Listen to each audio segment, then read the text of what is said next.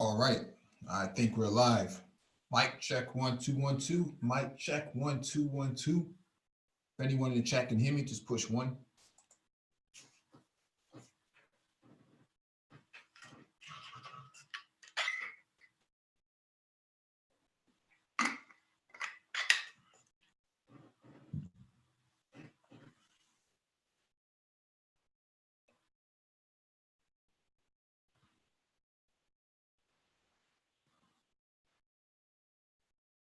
All right, I got a confirmation from the chat. Thank you for the confirmation. Welcome back to the Black Brain Trust. This is episode 418. Space and technology. Please hit the like button as you come in. Share the video if possible. Also hit that notification bell so you get all the updates from the Black Brain Trust, including those posted on the community tab. Document and description beneath the video for you to follow along with.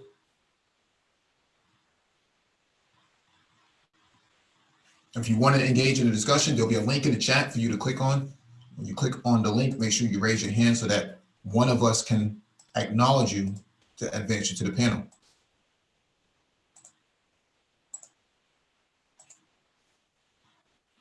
Also, as an FYI, if you're trying to get into IT for the first time, at the entry level, we do offer IT mentorship. If you are trying to transition from one IT role to another, we do offer IT coaching. If you have a resume that needs to be looked at and some questions about salary, we do offer assistance in that area. If you're in the tri-state area and you're looking for IT roles, Nagona 11 does have recs on the table.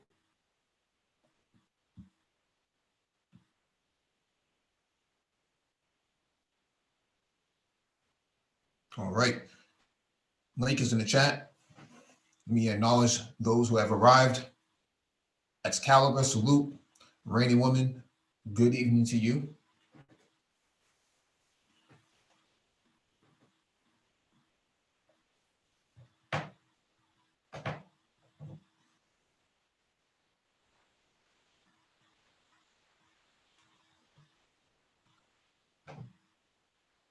All right, let me get started because I think we're going to have a very lofty night with the docket.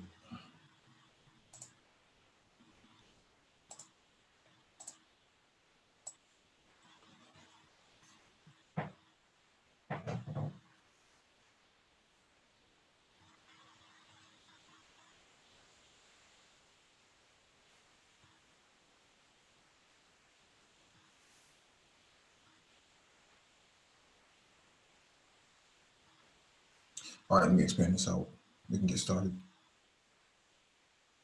All right, this one is from RT.com. From dream to reality, Russia's Silicon Valley to mark 10-year anniversary with new projects. So Russia has their own version of Silicon Valley. Russia's Skolkovo Innovation Center, which is marking 10 years since its founding, has ambitious plans for 2020 and beyond to continue promoting technology and helping small innovative startups grow into profitable companies. Skolkovo Technopark was built from scratch almost a decade ago to create a new platform for research and innovation in key spheres such as energy, IT, space, biomedicine, and nuclear technology. Now the complex has facilities spread around 800,000 square kilometers and hosts around 500 startups. While there are an additional 1,500 enterprises beyond its campus, Skolkovo hosts around 50 research centers employing around more than 15,000 people. That's really amazing. 10 years ago, Skolkovo was a dream, and now it's a reality. We have proven that Russia has interesting startups which can create products for global market and overcome competitors. The chairman of the board of Skolkovo Foundation, Igor Drozdov, wrote in December. That's a beautiful building right there. Some companies have already outgrown the limits set by the Innovation Center, with their revenue topping 1 billion rubles, more than 16 million US dollars. More than 300 Skolkovo resident companies work currently work in Russia and beyond, and their total revenue standing at around 92 billion rubles, or $1.5 billion US dollars as of 2018.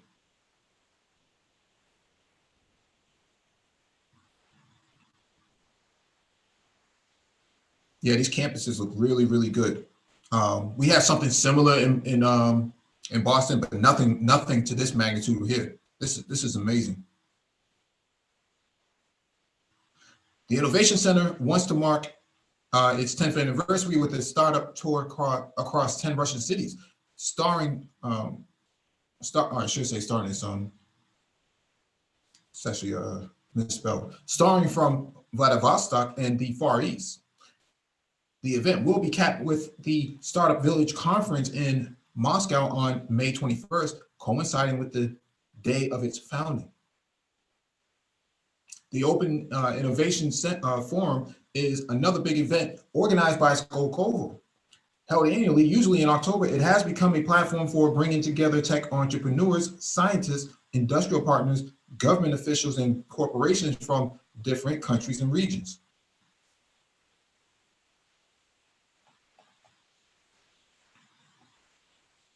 In November, Skolkovo Innovation Center will host Nobel Week, with several Nobel Prize laureates joining the event. While the names of the high-profile guests have not been revealed yet, they will help the center specialists choose the innovative breakthroughs of the year as part of Skolkovo Awards.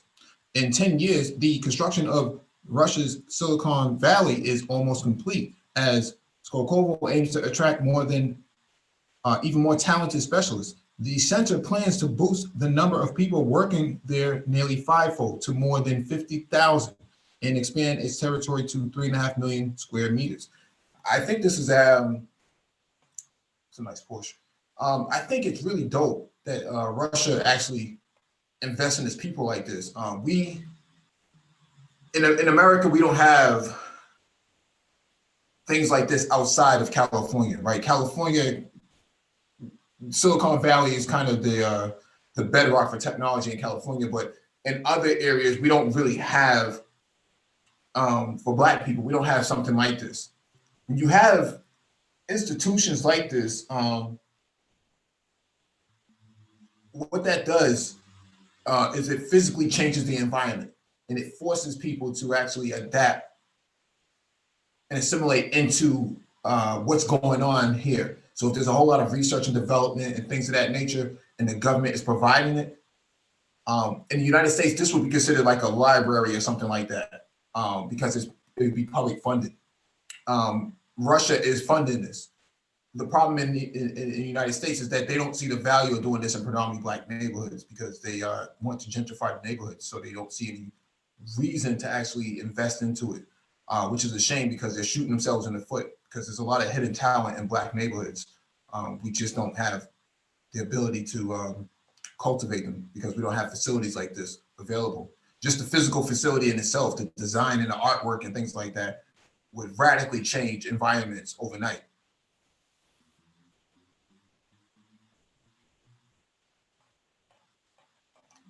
So the Russians get it. For whatever reason, we don't get it.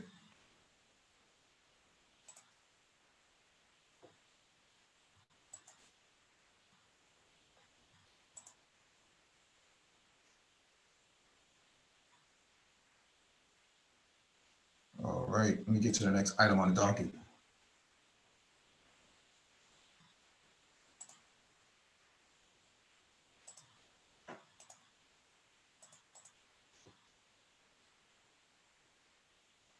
All right, next item on the docket is from Business Insider. How Apple's push to rule the smartphone industry has made Apple Store employees feel like robots. Where's complex when you need them?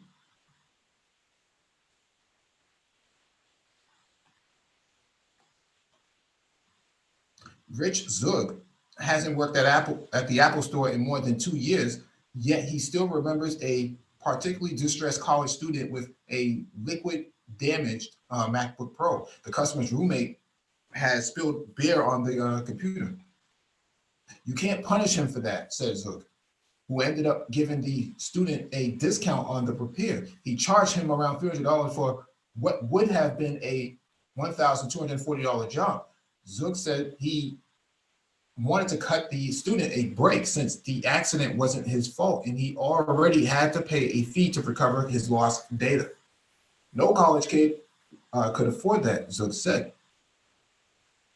It's interactions like these that have defined the Apple Store since its 2001 inception, a chain where retail staff and are trained to put just as much effort into building positive relationships with customers as they do into selling Apple products. But since then, as the iPhone has grown to become an increasingly important part of Apple's business, Zug said he saw a change in what the Apple Store started to represent. Around the time he left in 2017, Apple started prioritizing metrics like Apple Pay transactions and the number of Apple Care attachments with sales, Zook said. It was less about the customer experience and more about the transaction and the sale. Apple's push for quantity has turned a once rewarding customer service and IT job into something robotic.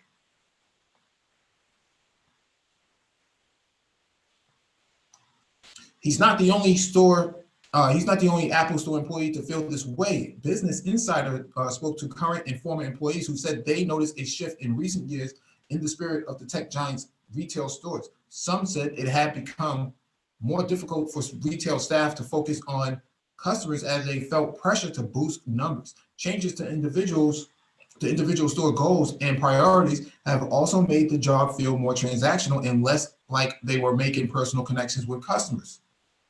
Moreover, many of the current and former employees expressed concerns about changes with the Genius Bar, Apple's in-person technical support. They said that its workers were increasingly encouraged to push upgrades, and that Apple Geniuses, the position once promoted by the company as conveyed IT career paths, were no longer receiving technical training that's as comprehensive as it once was. The majority of the dozens of people who spoke to the Business Insider requested to remain anonymous so that they could speak freely about their current or previous employer. They include 8 former employees and 4 current workers from stores in 6 different states, spanning the South, Mid-East, and New England. They range from having between roughly 1.5 years to more than a decade of experience working for Apple retail. Half of them worked for Apple stores for longer than 5 years, and nearly all talk positively about their experiences working for Apple. Their stores provide a glimpse into how the store's operations and culture have changed as Apple has tackled challenges like slowing iPhone sales, big expansions into new product categories, and corporate leadership changes in recent years. Apple declined to provide an on-the-record comment for the story. There are 270 stores in the United States and about 70,000 employees working at them. They will undoubtedly play an important role as the company continues its expansion and pushes new services and gadgets like Apple TV Plus and the Apple Card. After all, they are not just selling products, they are building and repairing the public's relationships to those products. Retail is critical, and part of it is that it's not only a way to sell products, it gives them an avenue to support customers as well, said Gene Munster, managing partner at the venture capital firm Loop Ventures and a longtime Apple observer. They are the ones doing that at scale. This is not the first time employees have spoken up about how recent changes to the Apple Store have impacted their jobs. Several current and former employees told Bloomberg in May that the store had recently struggled to strike a healthy balance of serving shoppers and making the store a place where customers could learn more about Apple products. It's different. One former employee told Business Insider, referring to the overall culture at the Apple Store around the time he left compared to when he started, and they'll never admit to it being different. It's like working at a used car dealership. Wow.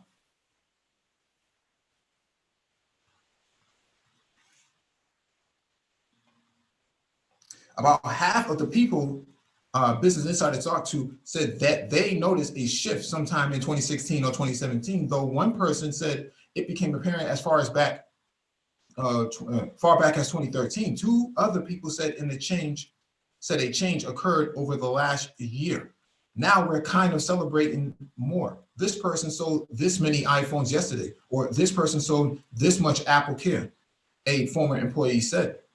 That employee and a current staff member at the same store also described a culture that they said had become more competitive as employees are increasingly evaluated by the number of iPhones they sell or the volume of Apple Care subscriptions they manage to sign consumers up for.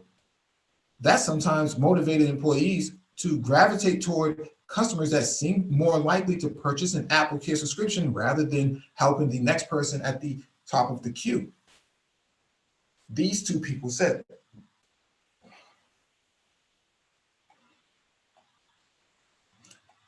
It's just really stressful. A current current employee said, it's like working at a used car dealership. Goal setting systems can vary by store, but employees mention a tool that managers use to track the number of sales each worker makes on high priority products like iPhones or Apple Care subscriptions. Keeping track of metrics like these isn't new, but these people said that there has been a much bigger emphasis on such statistics in recent years. Managers are generally making employees more aware of their numbers. And the statistics gathered from this tool are more frequently brought up in conversations about promotions, a couple of the people said. One person said it was common for managers to approach employees daily about their sales numbers as they work with customers. It's a testament to good or very bad leadership, how that sort of goal setting shines through, one current worker said.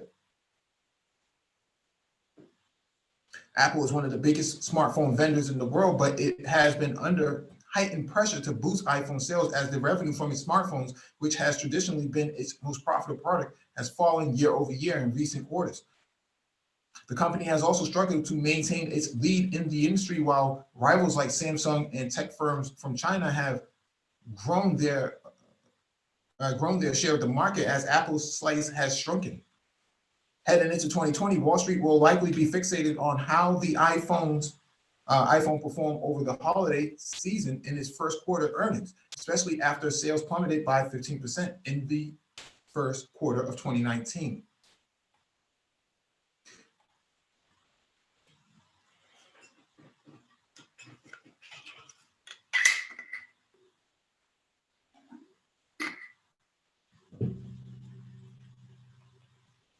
It's not just the change in atmosphere of the sales floor that employees said had changed. Several current or former employees familiar with how the Genius Bar operates also said they had noticed a larger push towards selling products, encouraging iPhone upgrades, and serving a higher volume of customers. The Genius onboarding experience also underwent an upheaval in recent years. Apple stopped sending prospective geniuses to its headquarters in California for training around 2017. Interesting.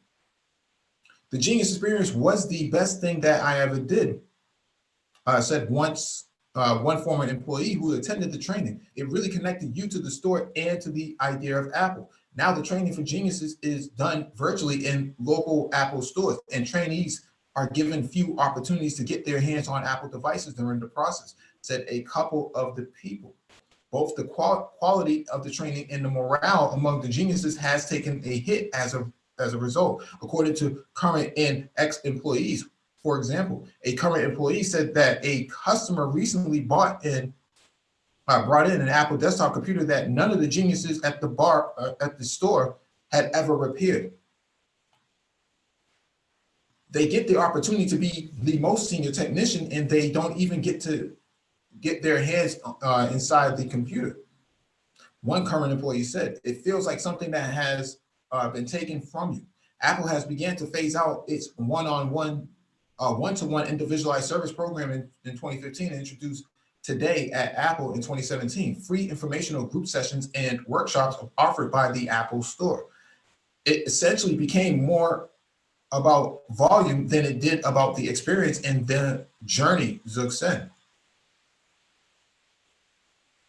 A former employee who spent more than a decade at the Apple Store and led one-to-one sessions said that with these changes, the Apple Store now lack the individualized attention it used to offer. There's no place for customers to seek help with specific personal projects, like a slideshow for an upcoming birthday or wedding anniversary, this person said. Many of these changes have happened under the management of Angela Ahrendts, the former Burberry CEO, who was tapped to lead Apple retail in 2014, but Ahrendts left the company early this year. And Deirdre O'Brien, a 30-year veteran of Apple who was previously an executive in human resources, now oversees retail in addition to the company's people team.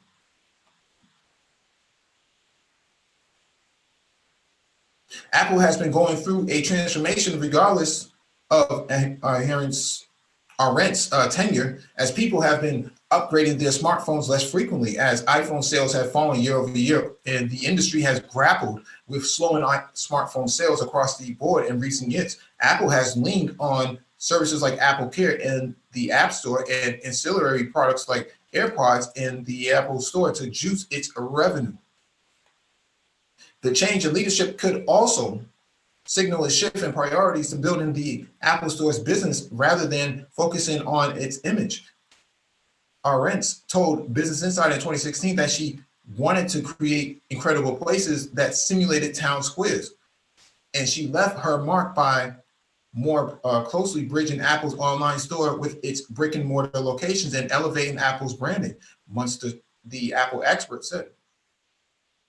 O'Brien will be tasked with boosting sales and engagement at the Apple Store.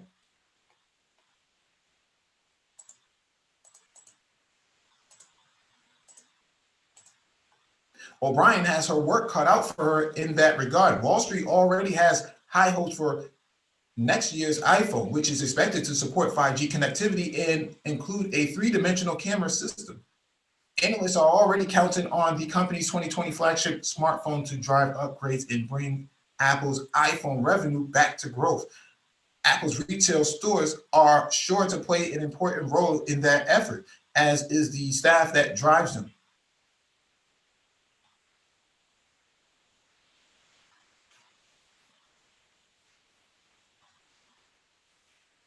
Although several people have worked in the Apple Store in recent years have said they noticed a shift that has made the store feel less personal in some ways, the fact that some of them have worked there for more than a decade or close to it is telling.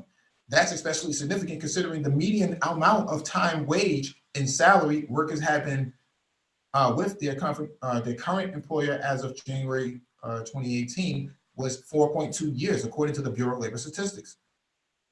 Despite some of the recent changes, some former and current workers have noticed, many of them said the company's investment in personal growth, excellent benefits, and the feeling that you're selling more than just a product have made the Apple Store a rewarding place to work. But most important, it's the people they work with that has kept several employees hooked into the job for years, they said. Looking forward, some of the people who have worked at the Apple Store in recent years are optimistic about O'Brien taking over, considering she has been at the company for decades and is well positioned to deeply understand Apple's culture. It may take some time before we see concrete changes to store policies under O'Brien. However, as one current employee said, it took a couple of years for employees to see the results of Ahrendts' plans for the store. Still, O'Brien has expertise in working with what may be Apple's most important advantage, its people. You don't just have one or two people supporting you, said once former employee. You have like 20. For Apple, that's their strength. So I saw this coming a long time ago. And I think what happened here was that once Steve Jobs died, the legacy of the company also died with it. And so like the article was saying, people started seeing a shift after 2013, around 2013, of the culture. Well, that was right around the time Jobs had became an ancestor into the tech world. And so Apple, for all intents and purposes, is no longer the magical lampshade, iMac, innovative Mack Tower and whatnot that it was. It's now just a like the article says, like a used car dealership. I was there recently and I did my rant around this. So the article is kind of the infamous everything Apple I rant said in my rant. That the store is like it's like a parking lot in there. You can't move around. There's not enough support. They're trying to sell you Apple Care. I talked about Apple Care in that rant. Yeah, Apple has fallen. It has completely fallen. It just doesn't have the swag that it used to have before. The thing that made people say, "I'm going to the Apple store." There's a guy that I used to be cool with, and I followed on YouTube. And when Apple switched to Intel from IBM, and he had the first MacBook, and he opened it up, and when the Apple logo popped up and it had that zing tone that came out of it, this dude was blown out of his seat. Now it's not the case anymore. People, they walk away when their Apple MacBook boots up because they don't really have that same connection to it. And so Apple built this sort of culture that made you feel special when you opened the product, you bought their product. It's not the case anymore. People are not happy with it. Scathing. Ouch. Mike's Apple rant part 2. Well, the article is a rant. No. I mean, I was listening. My sister was here. She was just taking off. She's heading out here. So I was just talking with her, but I was listening and kind of waiting to get in on this. Yeah. Things have, what's the saying? Boy, have times changed, right? In the time when Steve Jobs was the patriarch of the Apple empire. Mm-hmm. And, now we've been, I don't know, for those of you who've been kind of following the brain trust here, I would say minimum 1 year. You guys know, like, Apple has just been that company, man, that we have like just railroaded because they've done a 180. They really have, man, since Tim Cook took over. I mean, they skimp. It's been skimped in so many places, and it's it seems like, I don't know, man. It's like when Jobs, it lost its soul. Mm-hmm. You know what I mean? And I'm speaking from a consumer standpoint because I was the dude who had like the last versions of the G4 towers that had the PowerPC chips in them. Yep. And I used to hang my hat on the fact that I had a dual 867 G4, which was kind of a rarity. You couldn't find a lot of like towers that had dual processors in them, and mine was it was a music rig. I took pride. I took pride in my shit. You know what I mean? Then I ended up getting the very first MacBooks that came out running the Intel chips, and again, it was like for its time, man. This was like 2008. I mean, it's just there wasn't a laptop like it. No. But it seems as though it's like that luster's gone with the products. Yeah.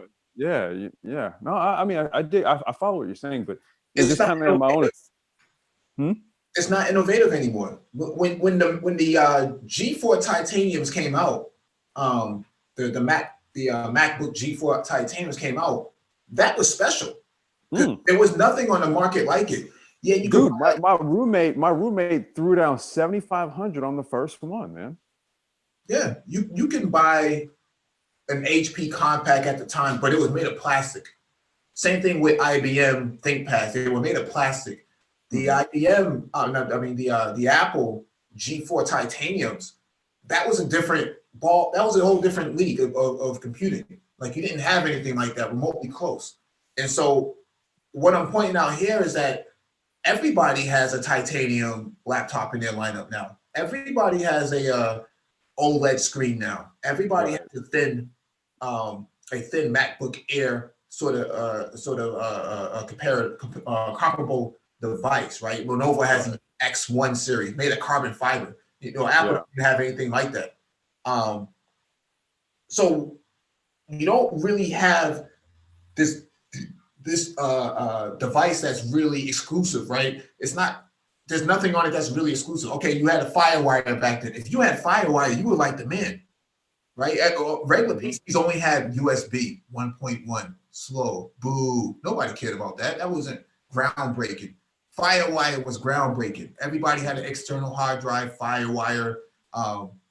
You know, some of these Sony cameras had FireWire attached to them. You could download your content to it and do your rendering and stuff. You had Apple Premiere, not Apple Premiere, Adobe Premiere. You had a dual A67, a dual 1033, I think it was, or a 1050 or something like that. 1033, I think it was. Yeah, I think it was like a 1033, like, a gig of memory. You were the boss, man. You were the man. That was exclusive. Man, you ran Pro Tools on that bitch. Yeah. Like we ran Pro Tools in Cubase. We ran Cubase for pre-product, Pro Tools for post-production. And even ran Final Cut on. Dude, we ran Final Cut, Pro Tools, Cubase, and Logic. That was the other. No, this was pre-Ableton, dude. Okay. Yeah, this is pre-Ableton. We're talking like mid to late 2000s. No, actually, I'm lying, dude. We actually stuck with that same setup on into like the early 2010s. We just basically started rocking with Logic and Pro Tools, and then that was it. We cut the other shit out. But man, there was a time, man, we was running like, that thing just crunched. It didn't matter what you threw at it. Yeah. Because it didn't matter what program you ran, dude. Like it just ate it, dude. Yeah, everything worked like it was supposed to. Everything worked, and that was the key thing about Apple products. Now, you pretty much, Apple products have Intel processors in them, and not that much different than anything else you can buy on the market. It's nothing exclusive about it, other than the operating system. If all you care about is the operating system, then that's what you got. And then when they started doing boot camp, and you can run Windows on it, it was like, well, what's the point now? Yeah. Gabe thinks I'm being a little melodramatic when I say that Apple lost its soul. Well, he's also saying, he says a lot of things, he's an interesting tech guy himself. He made some comments. He says, people expect too much from profit-driven organizations. Culture and personal customer connection, it's a business, not a culture. That's the thing that you're missing. That's Apple's pride. That's what Steve Jobs tailored the company around. That's why the company was so successful. It's because of that very culture that we're talking about, right? The thing that you're dismissing is exactly why people why this article was written. Like, yeah, you're missing the 800-pound ghost in the room. Yeah. But the Jobs died.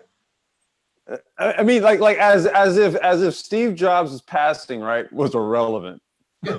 To Apple. Like, he's like, what does Steve Jobs and his influence on anything have to do with anything? Everything. Yeah. Yeah. He also said, Gabe A also says that Apple equal used car dealership. Stop it. They have supreme brand recognition and majority market share in multiple areas. They are leaders. Stop it. So I didn't say that it was a used car dealership. The article said that. The people who work at the stores said exactly that. I'm not making this up. I had that same rant before this article was written about the Apple store. And I talked about it, like what, a week and a half ago? I just talked about that. Wait, you said they sold you guys a dream and you bought it. What dream? I'm talking about a time where I bought the product for music production, and it was pretty fucking reliable. I'm actually speaking to like the craftsmanship and quality in the product, like at a time when I was a heavy user of it. Like nowadays, I don't do music production and all that shit anymore. So I have an iPad, and so far, it's largely for my daughter. Yeah. So it serves its purpose. It's actually doing what an iPad should do. No complaints, right? Yeah. But we're kind of talking about just the company is not the same under Tim Cook. Come on, dude. Let's not beat around the bush here. It isn't. Well, I think Gabe may be on the outside looking in, right? I don't think he's ever worked with like video production, music production, any sort of like content creation in that area. Mike, back in the day, who the fuck was doing any of that on a PC? Well, you could have tried, but Windows was not that stable, right? You had what? Dude, this is what I mean. You got to understand, dude. There were like Mac had a devoted consumer base for specific reasons. Yeah. And what the article's pointing out here is that those reasons don't really exist anymore. So now you don't really have that base anymore. Yeah. There's a number of reasons that we can point to. Losing, not having its soul or lost its soul. That's kind of like a colloquialism, right? Like let's not be too literal about something when we're kind of being metaphorical here. Yeah. You know what I mean? Like we're kind of, it's a notion that we're insinuating here. And what I'm saying is that you do not have the customer base that you once had. Like, dude, all of my music producer homies had Macs. The only person who didn't have a Mac, and I gotta shout this brother out, this is my homie, man, Adrian Young. He never used Macs. He used to talk shit about all of us. Yeah. I mean, but anyway, I'm digressing. But what I'm saying here is that there was a devoted consumer base for specific reasons, and it had very little to do with vanity. Yeah. Yeah. We got to keep the techie on the panel, man. What's going on, Josh? Hey, yo, what up? What's going on, guys? How y'all doing? Good. What are you doing? Man, I'm chilling. Woody? What's going on, Woody? Nah, man. This Apple just, I mean, to me, it's just like a case of the rest of the other companies catching up to them. Because Windows is making great strides, especially when it comes to like their man, I slipped my mind the name of those tablets that they got. Those tablets are on point though. I had one from one of my jobs. What you said, Mike? Were you talking about the iPad? Nah. Oh, the Windows pad. I think Mike is the one you might be talking Microsoft about. Oh, you mean the Surface? Yeah, the Surface. That's it. Yeah, it slipped my mind. I'm sorry. But yeah, it's just a case of, in my opinion, the technology just catching up. All the other companies catching up. Yeah, that's with the technology. Yep, nope, you're hitting it right on the head. That's what I was saying. The exclusivity of having an Apple product does not exist anymore. Samsung has caught up immensely with the Note, right? The Note, whatever version it was that came out, that trumped everything that Apple had. And so Apple said, well, who needs a screen that big? And then next thing you know, Apple comes out a couple of years later with an iPhone Plus, right? So they were playing catch up. Now you're not exclusive anymore. That's what the article is pointing out to. The Apple Store was revolutionary when it started, but Microsoft also has a store. Best Buy has reshaped or redesigned their whole entire PC section for it to be a similar experience, right? Micro Center as well, right? You walk into some Micro Centers, at least the one here locally, and it's an exclusive experience. People still go to Micro Center for that in-person, in-store experience. That's why they survive so long. Now, Micro Center, is that an East Coast chain? It is. It's comparable to Fry's, but better. Okay. Yeah, I mean, Fry's are becoming far and few between out here, man. Yeah, Micro Center has a very long culture. And the thing is, they used to have like what they call in-store clinics. I think some of them still do it. So when you come there, you're getting an experience. This was way before an Apple store was even thought of. And, Apple kind of revolutionized that store with the way they designed the store. And so you walk in and you feel special. With Micro Center, you didn't so much as feel special. It was more of what you walked away with. So you walked away with the in-store clinics and custom PC builds and stuff like that. That was the exclusive nature of PCs back then. You can do what you want with them.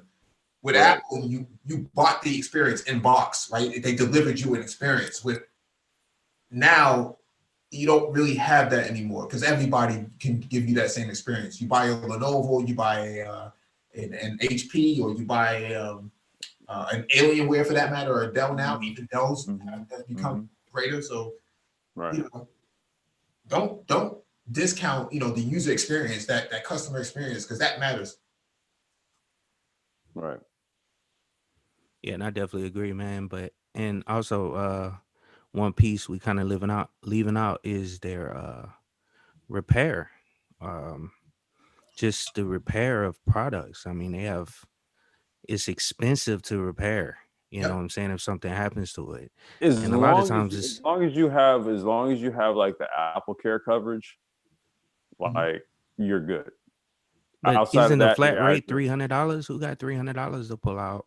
No, mm-mm, Actually, is cheaper than no, that, or it's free when You you pay purchase monthly. the You pay Apple? monthly.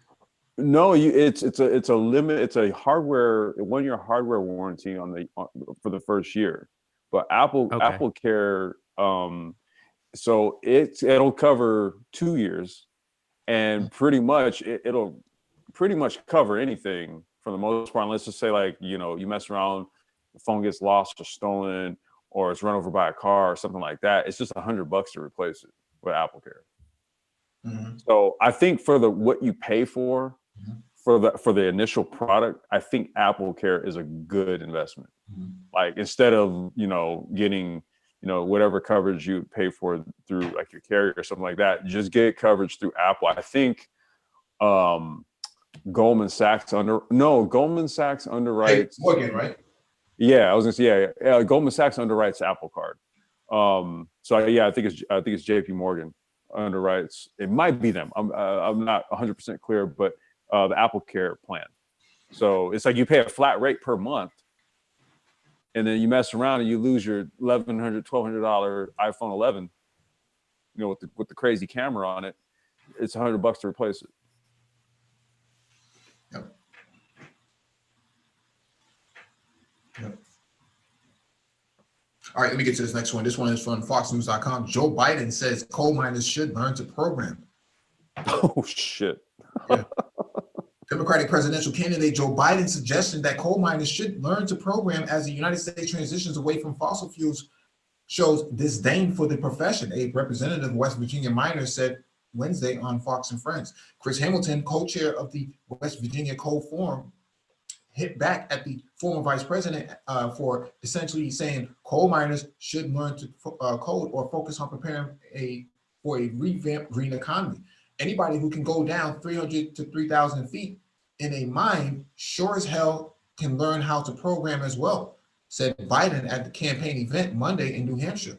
But we don't think of it that way. Anybody who can throw coal into a furnace can learn how to program, for God's sake. Wow. Hamilton said the attitude from Biden and others on the left regarding coal is inconceivable, but nothing new, given the Obama administration's move against the industry. It's just inconceivable how someone, particularly in his position, could advocate putting tens of thousands of working Americans out of work. But it comes as no surprise. Former Vice President Biden has repeatedly demonstrated his disdain for mining and for our coal miners, he responded.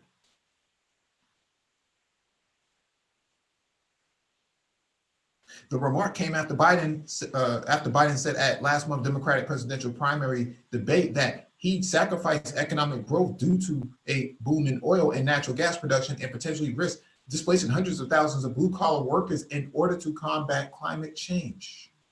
Biden, the frontrunner in national polling in the Democratic nomination race, emphasized that opportunity for those workers to transition to high-paying jobs is real. We shouldn't build another new highway in America that doesn't have charging stations on it. We have an opportunity to put 550,000 charging stations so that we own the electrical vehicle market, creating millions of jobs for people installing them, as well as making sure that we own the electric vehicle market. Oh God. Oh God.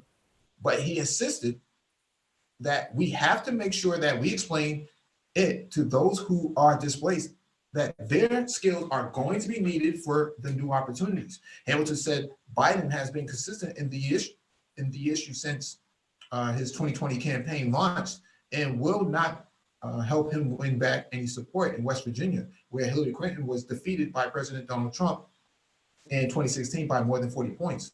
Listen, these coal miners absolutely love what they do and they recognize the importance and value.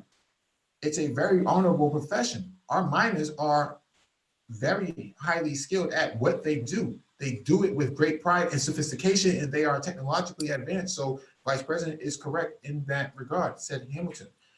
Yeah, yeah.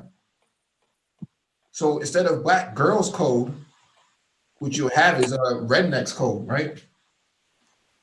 I was gonna say miners code.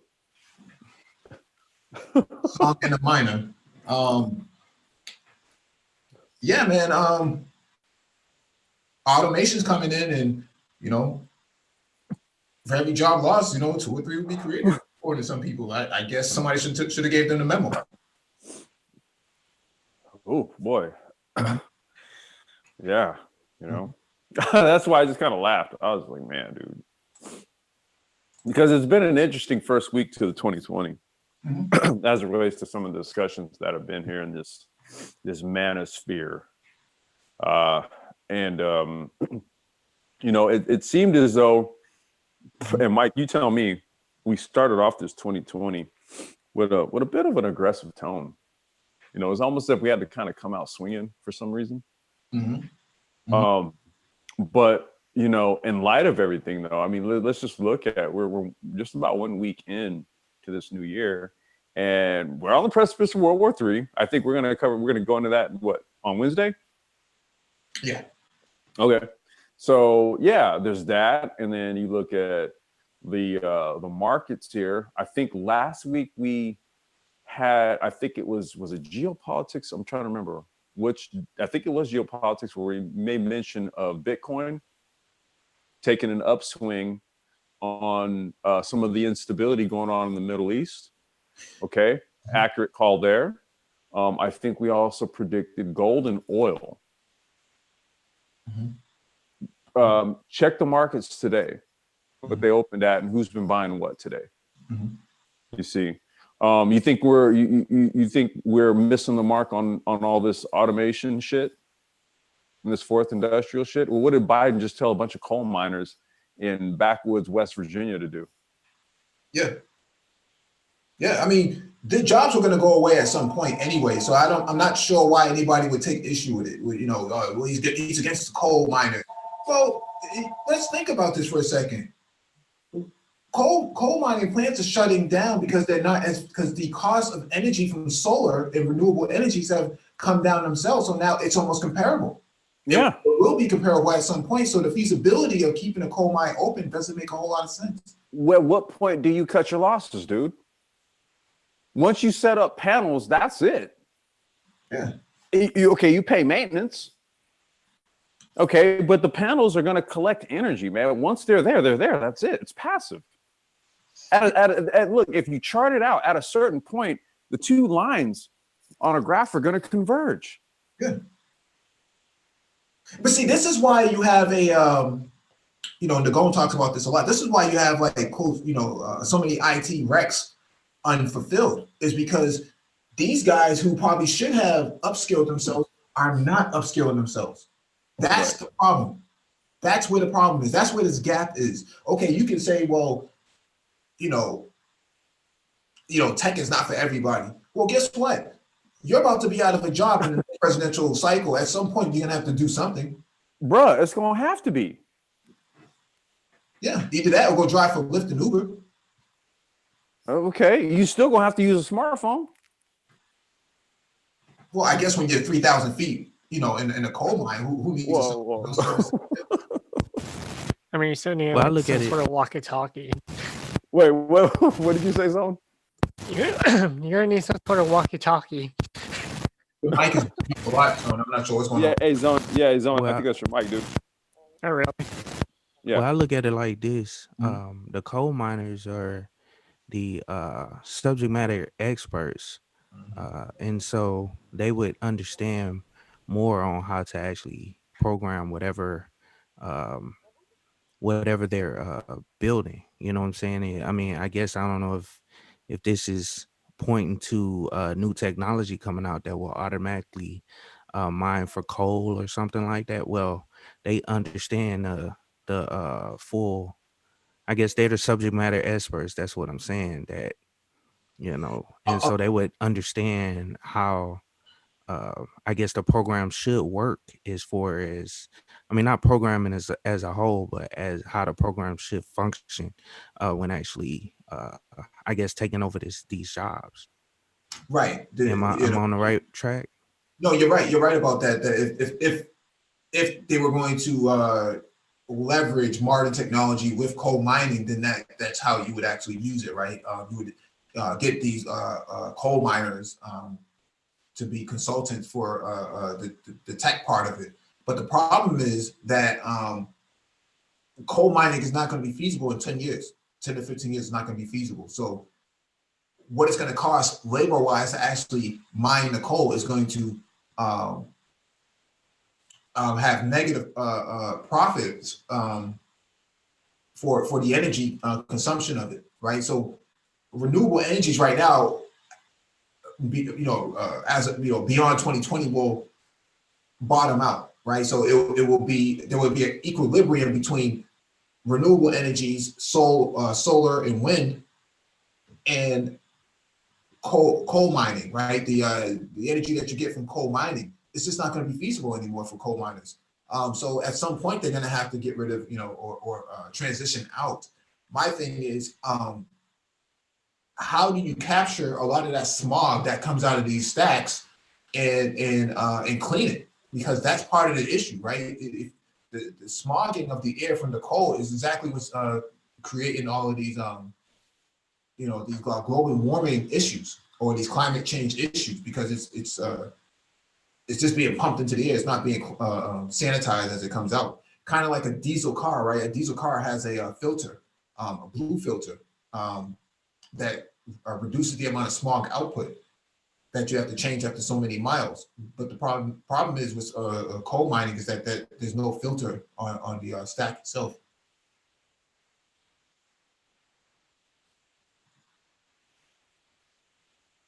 But yeah, they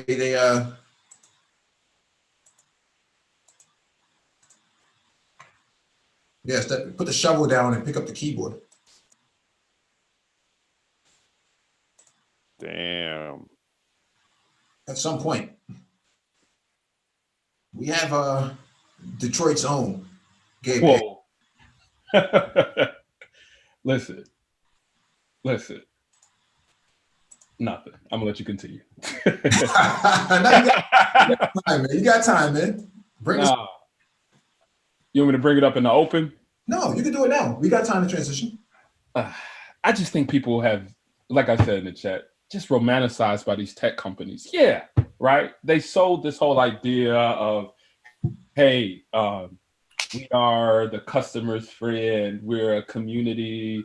We're these tech innovators. It's all profit driven. It's been profit driven from the beginning. They create this guise, this smoke screen of morality and this smoke screen of, hey, we are here for the people, when really all profit driven. All profit driven. No one said that. No one said that. Complex, let him finish. Go ahead, but no one said that. You're not letting me finish, but it's cool. What I'm saying is that I think that the individuals in the article are kind of like, it's not the same as it used to be, and this and that.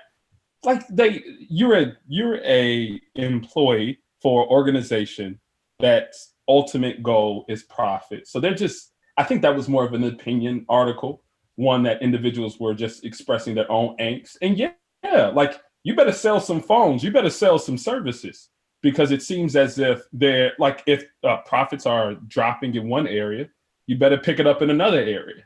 I mean, I think that the expectation from those employees who were making comments in the article were unrealistic, and were really. I don't feel it. I don't think it really had a lot of butter-latedness in it. So it wasn't supposed to have a lot of butter-latedness, because it actually spoke to it actually kind of spoke to a very real thing. And again, as a Mac consumer of like the mid to late 2000s, right? So there was a local Mac shop. It wasn't an Apple store. It was actually a company called Unitech, and they used to service all of the entertainment industry, right? So this was like a kind of like a private Mac shop that just dealt directly with the industry. Mm-hmm. And this is where me and all my producer buddies used to buy all our shit from. And they didn't have a showroom full of people. They had maybe 2 people to work the floor. Yeah. One behind the counter, one on the floor, and then there was maybe like 1 or 2 guys in the back, right? And this place made thousands of dollars a week.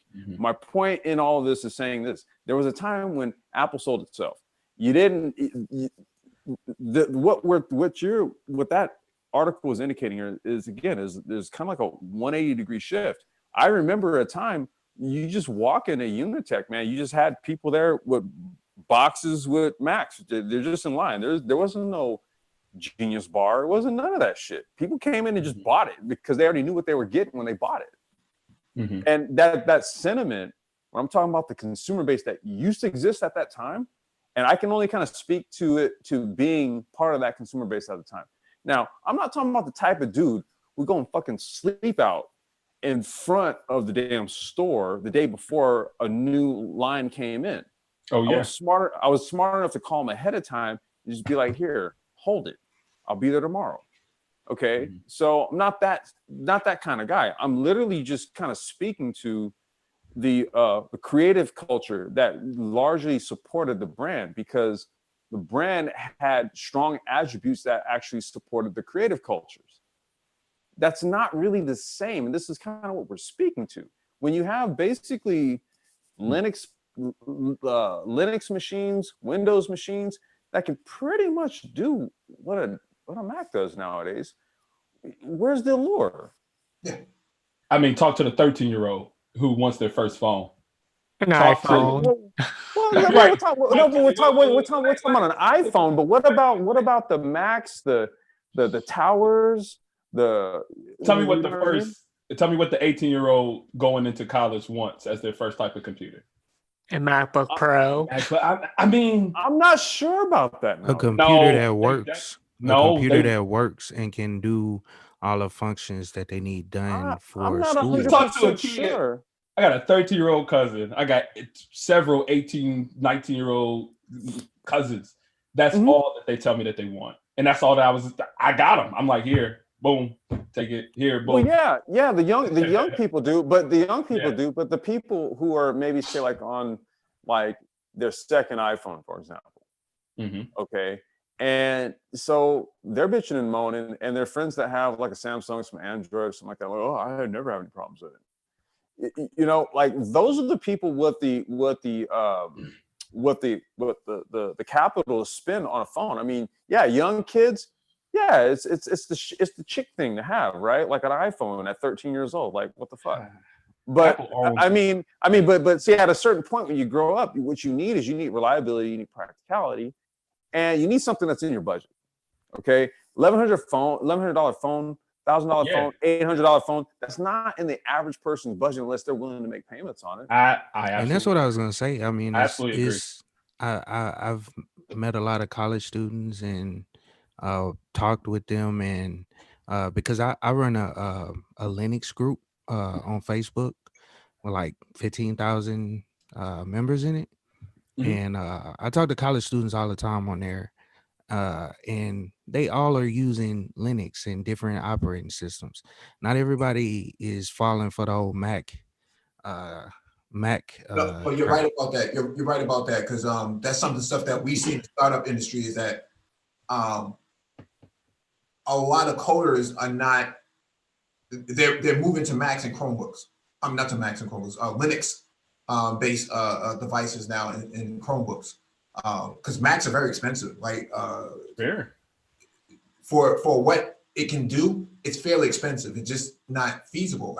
We can buy 10 Chromebooks that do the same exact thing for the price of one Mac. It just doesn't make a whole lot of sense anymore for a lot of people to actually buy them and at the rate that they're going for. They're getting more expensive for what they do. I know in the security industry, it's a good divide between Mac and PC, because Macs do a lot. I mean, I know I run certain tools. I mean, I'm literally able. So I probably got, what is this? Like a 32 gig RAM, 2 terabyte. I mean, i7. I mean, this Mac can do so much more than my Asus. It wasn't as powerful. It was my Asus PC was, what was that? 16 gigabyte, a terabyte i7 still. But this thing, I never have any issues with it. I mean, never. I can do so much with this junk. No, you should, and you shouldn't. You shouldn't. No, Not with that one. And the thing is, it's not really the hardware that's giving you that performance. It's the operating system. The operating system is so fluid because it's their proprietary operating system. Yeah. They know it better than anybody else, right? They kind of closed off. With Windows and some of this third-party hardware. Oh yeah, I can't do half as much of maintenance as I could do with my PC. Yeah. Yeah, so it becomes a bit, hairy because drivers are different per version and whatnot, and firmware updates from HP or Lenovo or Dell, that type of stuff. It becomes very convoluted, and that's where the PC kind of falls at. But that hasn't really been the case the last production cycle. They're pretty much on par with each other, and there's no real reason to even buy a Mac for $2,000 if I can buy a PC for $700 that does the same exact thing. Right. So when I was ranting, for sure. When I was ranting about Apple around the Christmas break, what they said in the article is bang on. When I was at the Apple store and I said, "What? You're gonna give me $30 for an iPad for a trade-in? Why would I do that?" So. They've gotten to the article's right. They've gotten to the point where it's less about the customer and more about the numbers, and that has hurt their image a lot. But a lot of this has come about after Steve Jobs died. Like Steve Jobs would have never had bought Beats. That wouldn't. Hell no, he'd have never done that. That wouldn't have happened. They would have went out and built their own stuff from scratch. Now it's about making the acquisitions and things of that nature. There's about Apple acquiring. That just makes sense from a business perspective. Like, I think that the motivation has always been the same. It's just that the way that we see it now is different. You mean the Apple or the customer? The customer. I think Apple has always been that profit driven, but they put up the smoke screen to say, "Hey, we're all for you." Right? Gabe, like, first of all, let's let's be profit driven. Let's not care. Let's just bring it all. Let's actually establish some cold hard facts here. Okay. Apple is what? A publicly traded company. So that means its fiduciary responsibility to its shareholders is to what? Okay. So let's assume we know that. Yeah. All right. We already know that. That's not what we're talking about because, again, that's their whole point, is to turn a fucking profit. Okay. Given that to be the case, though, we're still going to talk about the product itself. We understand it's to turn a profit, dude. I'm the one who spent thousands of dollars on a fucking tower. I get it. I'm the one who spent the money. I already know, but there was a reason for it. But I don't think those ideas of the motivation turning a profit and the organization being this people-centered, customer-centered thing, I don't think that those two are really the same. I think we're not saying that. The latter was literally just what they used to sell the product. No. You can give a shit. You can give a shit about your product and still sell it at the markup you want to sell it at. You can do both. What we're saying is that Apple's not doing both. No, you can do both. We're not questioning profit mode. Well, it's not necessarily questioning profit motive because we've already established that their fiduciary responsibility to its shareholders is to turn a profit. We already know this. But we're talking about the product though. Yeah, and I think the article is kind of pointing to the fact that they're seeing year over year quarterly losses in units sold. So they decided last year that they were not going to report going forward the amount of units that they sell in terms of the iPhone. So what they have to do is start to crack that whip. Sell. But they're not selling. That's the thing. They're not selling. And the thing is, their whole entire 80% of their revenue comes from the iPhone. So, but I think that they're pushing that, right? I think that's one thing the article pulled out too, is that they're starting to have more of a numbers driven. How many units have you sold? How many Apple Care products have you sold? Yeah, and I think that's always been. No, that was never the case before. That's what the people in the article are saying. It was never the case prior to 2013. So what I'm saying here is Apple is feeling the pressure from other smartphone vendors and other competitors. And they're having to look at this bottom line now and say, well, how many units are we really pushing here? But how many units can you really push at that price? See, Samsung is coming with a better product. Huawei has a better product by and large. That's been highly noted by most tech evangelists throughout the industry, that Huawei product is actually substantially good in comparison. Yeah, shout out Marcus Brownlee. He gave the Huawei phone a couple of the Huawei phone reviews he's done. Man, I haven't heard, and he never said anything bad about him. Let's just say that. I have a Huawei Mate 9 from a couple of years ago, and that thing still works great, even on the oldest version of Android. So the camera's still good and everything else. So what I'm saying here is, if Apple doesn't figure out another lane of an exclusive product, they're finished as a company.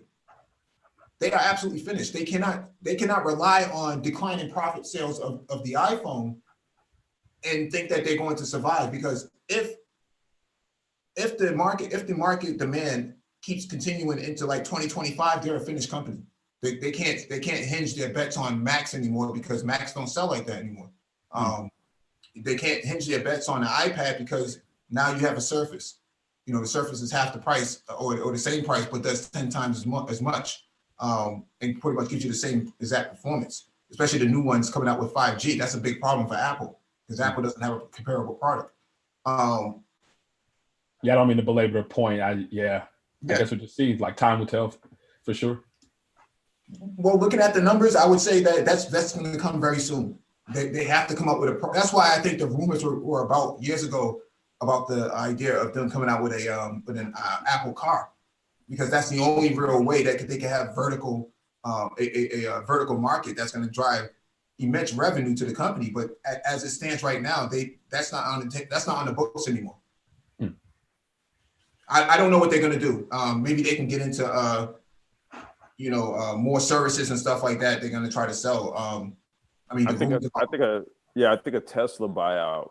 We kept throwing that idea out there that they should do it, but I think that's out of the question at this point.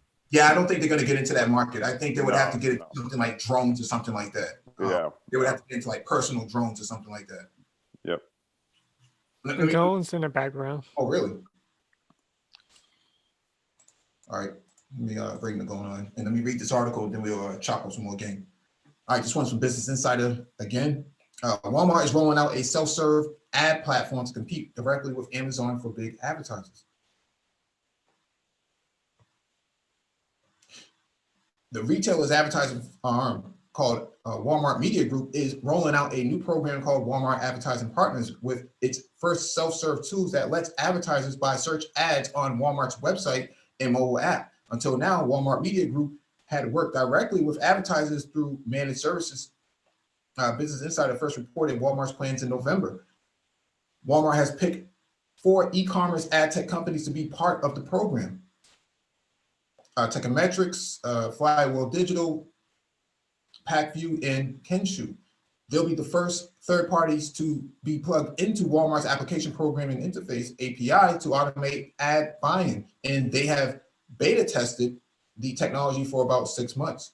Similar to beta mail tested? I would say so. Similar to Amazon, Walmart has ads that Walmart has ads that appear at the top of the searches and are targeted based on keywords that shoppers search for. Advertisers bid on keywords using an online auction that sets ad prices based on demand from advertisers. Amazon, Facebook, Google, Snap, and other large ad platforms also have APIs that manage an ad spend for large advertisers. So doesn't surprise me that Walmart would do something like this. Walmart, for all intents and purposes, is no longer a retail store. They're a tech company. They've quickly picked up the Amazon playbook and saw they need to get with it, right? You're gonna have to go. I mean, shit. Like, what are you gonna do in terms of like products offered, right? That you're not already doing, right? Okay, like that's not really where you're gonna. I mean, you have the department that's responsible for buying, and that's pretty much going to be what it is. It's not going to really change much, just as long as you know what new products are coming to the market. However, it's the deliverables. How are we bringing that shit to market? How are we getting it to the consumer faster than our competitor? And that's where Walmart has had to do a lot of R&D, a lot of investment is in that side of the game. And they have a large customer base, right? So they can bank off all that stuff because they're a global company as well. So it's a good move on their behalf. I don't see anything wrong with it. That's what I'm saying. Like, that's basically what they got to do. Yeah. Yeah, Walmart ain't gonna. The Walton family ain't gonna lay down. You know, they did all their work pushing out all these small businesses across the U.S. They ain't gonna lay down in no online business, so they coming. No, that's when I was at IBM. That's a fact. When I was at IBM, before Christmas, I went to go to their AI center. Their what is it? What's the name of their computer? The computer. Who? IBM. Watson? Yeah, the Watson Center. So we have the Watson Center up here, and one of the head people up in there said IBM lost to a book company. They were referring to Amazon Web Services. So, you know, that's the way how they're looking at this. They're pretty tight about that too. They don't like you're not even supposed to mention Amazon or AWS up in there. But God damn, they said a book company. Jesus, right? that's brutal. Yeah, how do you lose to that? You know? No, seriously, that's how many black bookstores did we own in the 70s and 80s, man? You know, to push out our own content. We never capitalized off of that, you know, from the online perspective. We never really transitioned. We kind of stayed with the analog experience and we paid the price for it. So we didn't do the same thing that these other guys did. Well, still largely sticking with the, I don't want to say the analog experience. I'd say the web 2.0 experience. Yeah, let me get to this next article from foxbusiness.com. Amazon employees struggle with nerve-wracking robot coworkers. Interesting. Robot coworkers. Robots haven't replaced warehouse workers yet, but they are here and they need some human supervision. Doing your job side by side with robots isn't easy. According to their makers, the machine should take on the most mundane and physically strenuous tasks. In reality, they are also creating new forms of stress and strain in the form of injuries and the unease of working in close quarters with mobile half-ton devices that direct themselves. They weigh a lot. Amazon worker Amanda Talon said during the pre-Christmas rush at the company's warehouse in Connecticut. Nearby, a fleet of 6-foot-tall roving robot shelves zipped around behind a chain link fence. Talon's job is to enter a cage and tame Amazon's wheeled warehouse robots for long enough to pick up a fallen toy or relieve a traffic jam. She straps on a light up utility belt that works like superhero's force field, commanding the nearest robot to abruptly halt and the others to slow down or adjust their routes. Interesting. Oh shit. When you're out there and you can hear them moving around, but you can't see them, it's like, where are they going to come from? She said. It's a little nerve-wracking at first. Amazon is increasingly requiring warehouse employees to get used to working with robots. The company now has more than 200,000 robotic vehicles it calls drives that are moving goods through its delivery fulfillment centers around the US. That's double the number it had last year from 15,000 units in 2014. Its rivals have taken notice. Many are adding their own robots in a race to speed up productivity and bring down costs. Without these fast-moving pods, robotic arms, and other forms of warehouse automation, retailers say they wouldn't be able to fulfill consumer demand for packages that can land on doorsteps the day after you order them online. But while fears of fully automated warehouses haven't come to fruition, there are growing concerns that keeping up with the pace of the latest technology is taking a toll on human workers' health, safety, and morale. Warehouses powered by robotics and artificial intelligence software are leading to human burnout by adding more work and upping the pressure on workers to speed up their performance. said Beth, who studies urban economic development at the University of Illinois at Chicago and has interviewed warehouse operators around the US. Amazon's Kiva purchase set the tone for all of other retailers to stand up and pay attention, said Jim Leifer, CEO of San Francisco startup Kindred AI, which makes an artificially intelligent robotic arm that grasps and sorts items for retailers such as The Gap.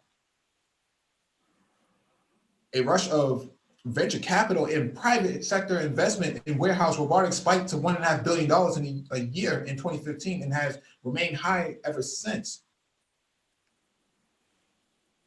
Canadian e-commerce company Shopify spent $450 million this fall to buy Massachusetts-based startup Six Rivers Systems, familiar with them, which makes autonomous cart nicknamed Chuck that can follow workers around a warehouse.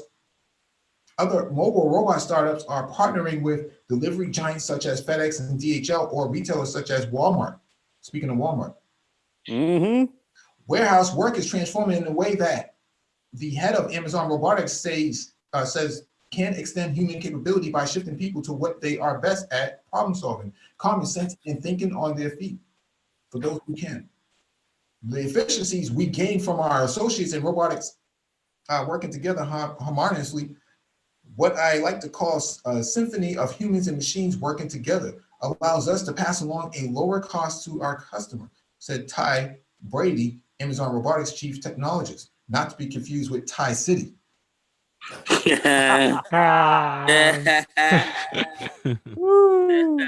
Brady said worker safety remains the top priority, and ergonomic design is engineered into the systems at the beginning of the design stage. Koutilis, the University of Illinois researcher, said that the aspiration of symphonic human-machine operations is not always working out in practice. It sounds quite lovely, but I rarely hear from a worker's perspective that that's what it feels like, she said. Koutilis co-authored a report published this fall that found new warehouse technology could contribute to wage stagnation, bring on the UBI, high turnover, and poor quality work experiences because of the way AI software can monitor and micromanage workers' behaviors. Ouch. Oh, no. I don't know if you guys remember the story of old John Henry. Oh, yeah? Does anybody know anything about that story? He has a channel. He's in the Mansfield? He should be. He should be. I've heard that name getting thrown around in the manosphere here. What is? Yeah, you talking about the old story? Yeah. Like from back in the, yeah. Old John Henry, what he was, you know, they used to have, when he was laying down railroads, yep. They used to have, you know, basically, you know, the railroads, you would put down these railroad ties and you would have these basic, I guess you can call them pins or big nails you could drive into the ground to hold the ties down. Oh, it's a railroad tie. Yeah, they hold the railroad ties down. And then, you know, would nails them down now or not, and then there's a machine that comes down and bang, bang, and bang, and smashes this thing down. And this machine was developed at the turn of the century. And old John Henry, before these things were driven down by this machine, it was done by men. And a lot of dudes who were doing this were swinging a pretty big hammer, you know, 25-pound, 30-pound hammer. And a lot of these dudes were some swole motherfuckers. So John Henry was like, this machine's not going to replace us. I'm going to show you how we can beat this machine. Well, John Henry dude was built like a brick fucking shit house. You know what I mean? Swole as hell. He had two hammers and he was smashing down, you know, these railroad ties on each side and you know, doing it simultaneously while he was actually racing the machine. And he ended up beating the machine in the very end. But when he finished, he keeled over and died. Mm-hmm. And the machine, which is a little bit behind him, and it was like, John Henry, he dead. And it was like, well, you know, he did a great job. He beat the machine, but he died.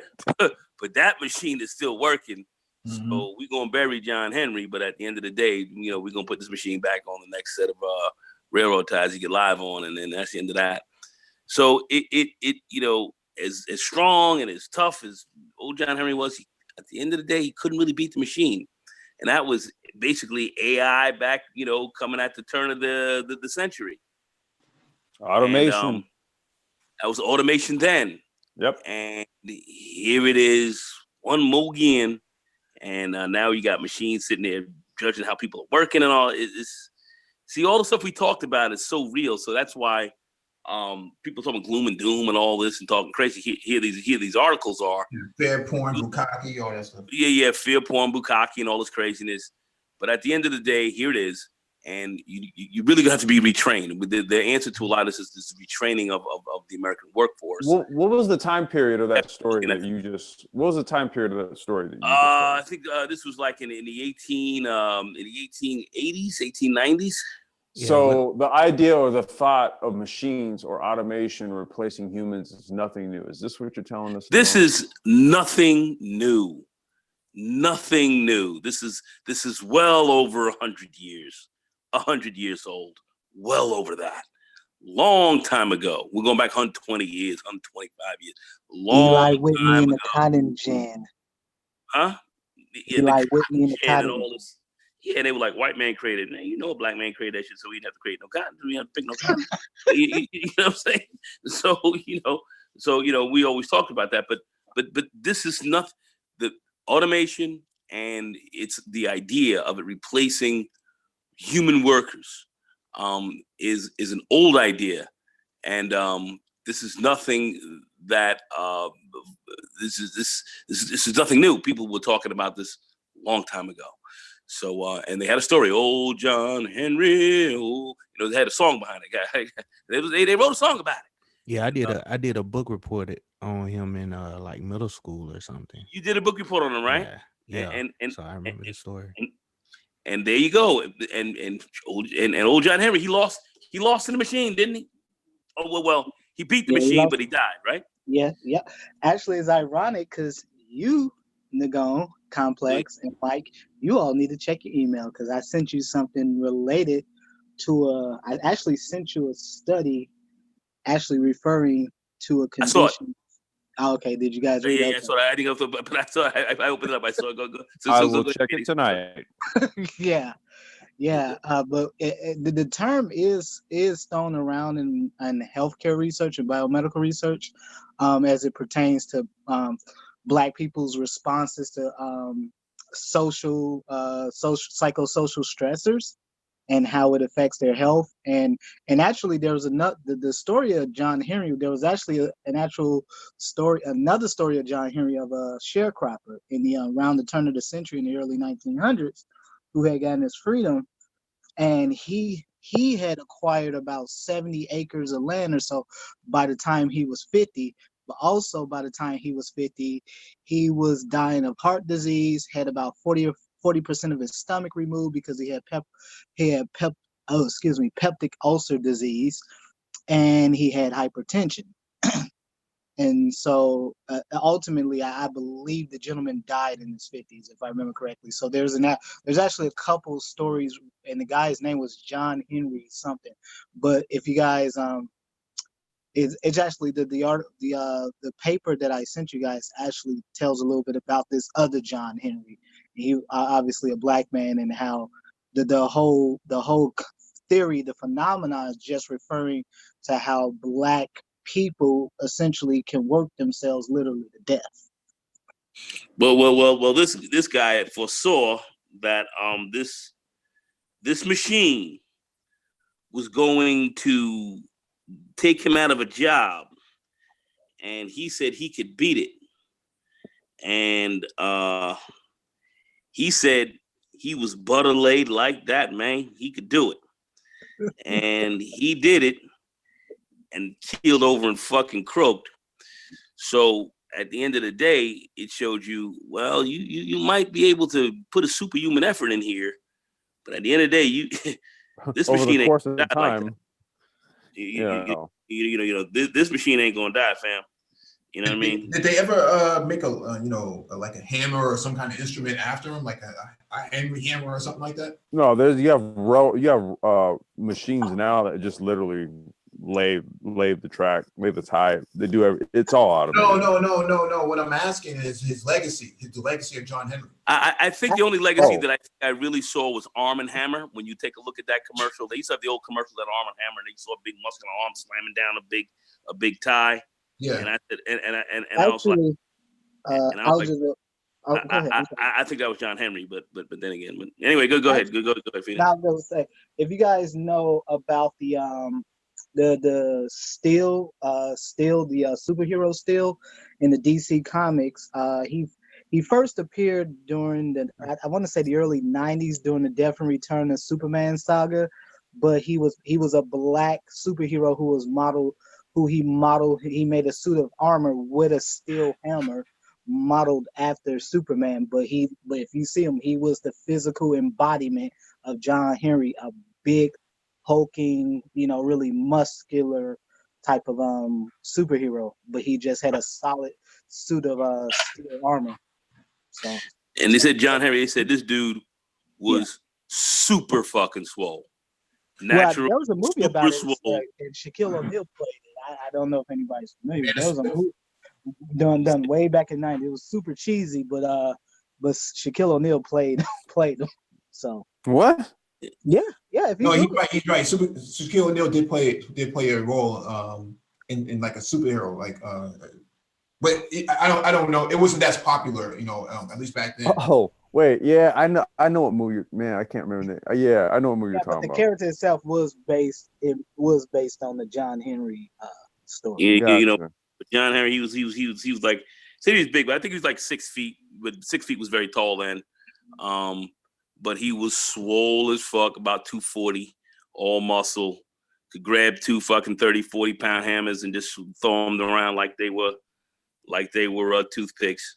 Yeah, no protein, no creatine, no creatine, no steroids, mad traps, mad rhomboids, mad rhomboids. You know what I'm saying? You know what I'm saying? Boulder shoulders, swole as fuck, big thighs, big swole motherfucker. He wasn't the only black man walking around like that back then, man. You're chucking bales of hay, you're picking up, sand and dirt and wheelbarrows and stuff like that. That was black men were involved in CrossFit before there was even such thing as CrossFit. Well, hey, shout out to Johnny Blaze. That movie was called Steel, Dr. Phoenix. Yeah. There you go.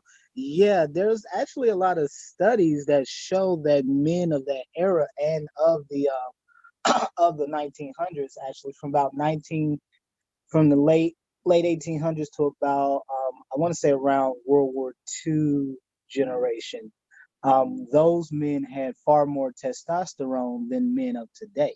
Yeah, because they had more physically, I wouldn't say taxing, but they just led lives that were more physically intensive, if you will. Well, yeah, and they have something in the strongman thing called the Lewis Sear Stone, the Sear Stone.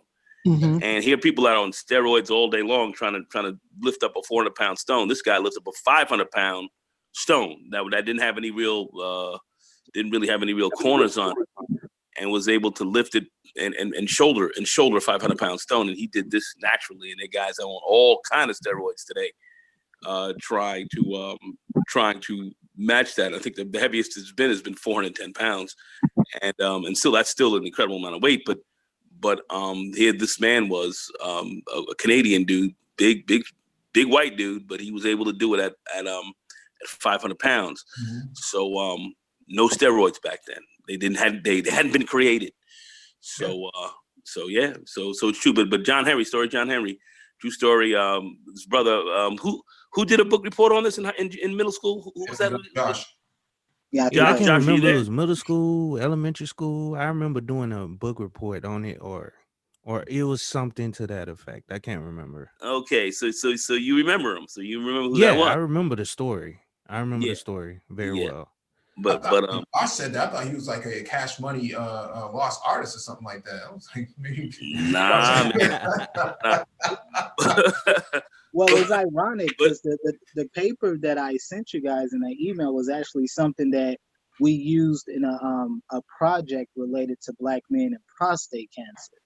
And but I think the only thing I wanted to say was very quickly was the automation piece that we're talking about, and what Complex was speaking on, it existed. This has always been around, and it's. I think as far as the American working environment, I think automation has always been an issue, and it always will be.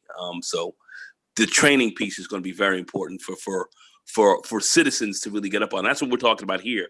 Is, hey, listen, man, let's warn these people what's happening. Let's let them know what's getting ready to come down, because there are going to be some changes, and automation is going to have a huge effect on you. But that doesn't mean you necessarily have to be out of a job. But if you retrain yourself to move into some slightly different areas, you can you can actually bridge the gap and well survive this. All right, go ahead, Dr. Phoenix. Go ahead, man. I was just gonna say the reason you guys probably hearing it thrown around in the manosphere is because of I sent King Sigma a copy of this paper that those of us that were part of this research project, we were using to kind of identify how Black men's biobehavioral responses were to interventions around dealing with metabolic disorders, metabolic syndrome and remission of prostate cancer. And so it wasn't just dealing with the disease itself, but dealing just sort of how with the entirety of the lifestyle of Black men. And so it does tie very much into the very reason why Nagon was talking about the whole John Henry, I'm superhuman, I can do this like no other, and eventually, ultimately you pay the physical toll. Well, it was also a function of fear. He saw their jobs. He saw he had a career. It was a hard one. It was a savage one. This is what he did, and he was supposed to be the best at it.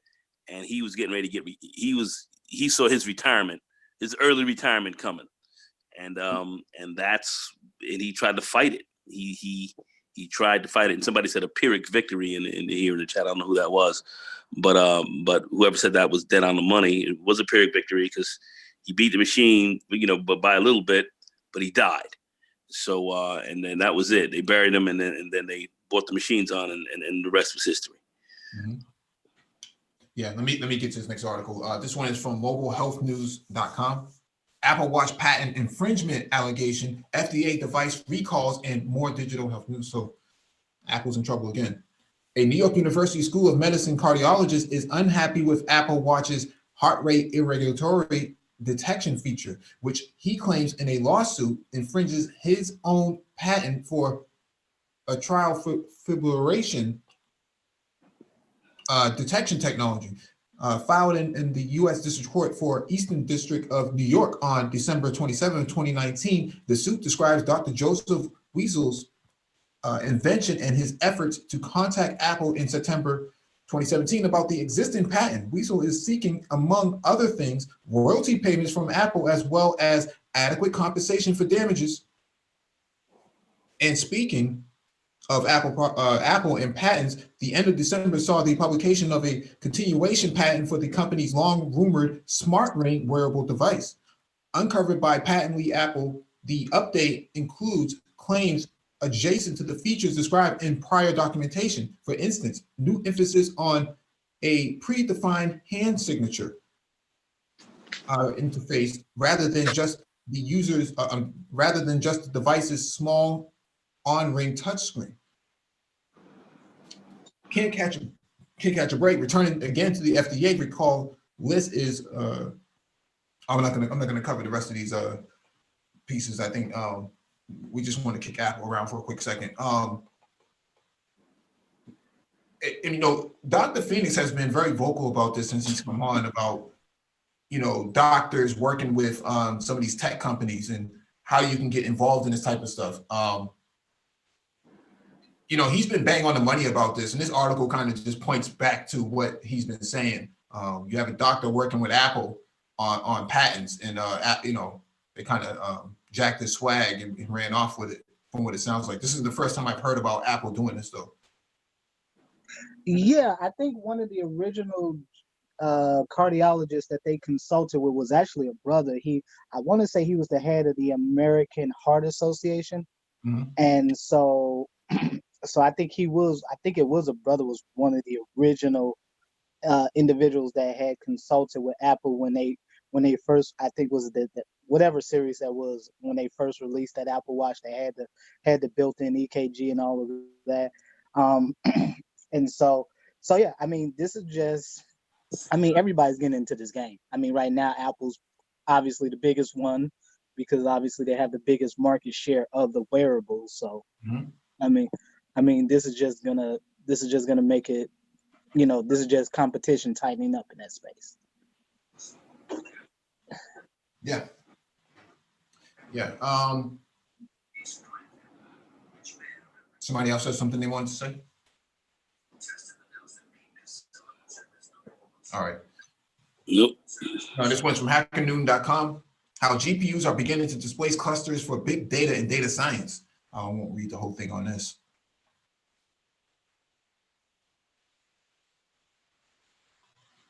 Let me expand this out. Now, let me preface this article by saying that I don't think GPUs will replace clusters for all HPC use cases, high performance computing. However, I do think we will see a leap to a more GPU first mindset over the coming years. A standard workflow for many big data based companies is to develop some kind of pipeline that takes in some data, mangles it in some way by combining it with other data and running some statistical analysis on it, and then outputting the results to some kind of BI dashboard to produce insights, business intelligence.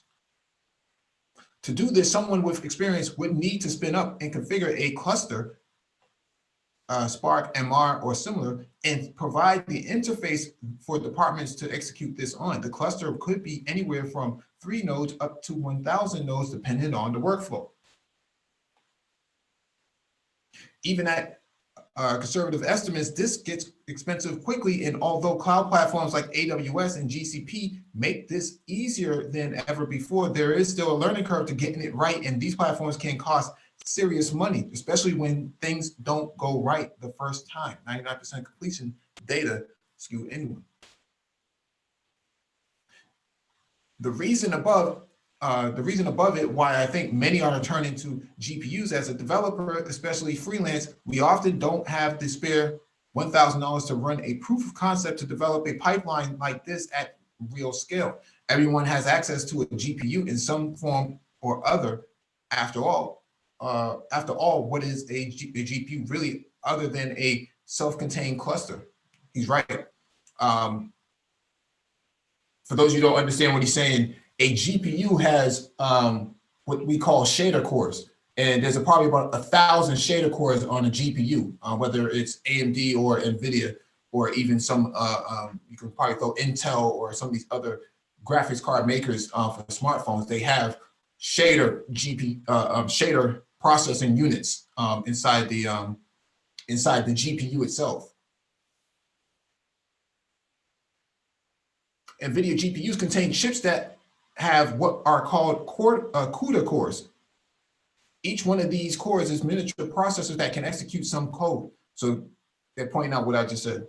A popular consumer GPU, the GTX 1080 Ti, is illustrated below. It shows that this card has 3,584 CUDA cores that can process this data in parallel. If that doesn't look like a multi-floor data center to you, then I don't know what to say. He's absolutely right about this. And this is not to be confused with DJ CUDA, by the way. Yeah, or getting some CUDA. This is a generic kind of makeup of the the NVIDIA GPU core, and all of these little green dots are basically processor CUDA cores, and each core has the ability to process some form of instruction. And so if what they're saying in this article, what he's saying in this article is that if you can figure out a way to create a interface that allows those cores to be exploited, you really would not need a data center. This is where computer science, data science is really coming into play. And I encourage a lot of guys, a lot of people, Black people, to actually get into this part of the market, because this is what's going to matter going forward. Actually, it ties back into the previous article Mhm.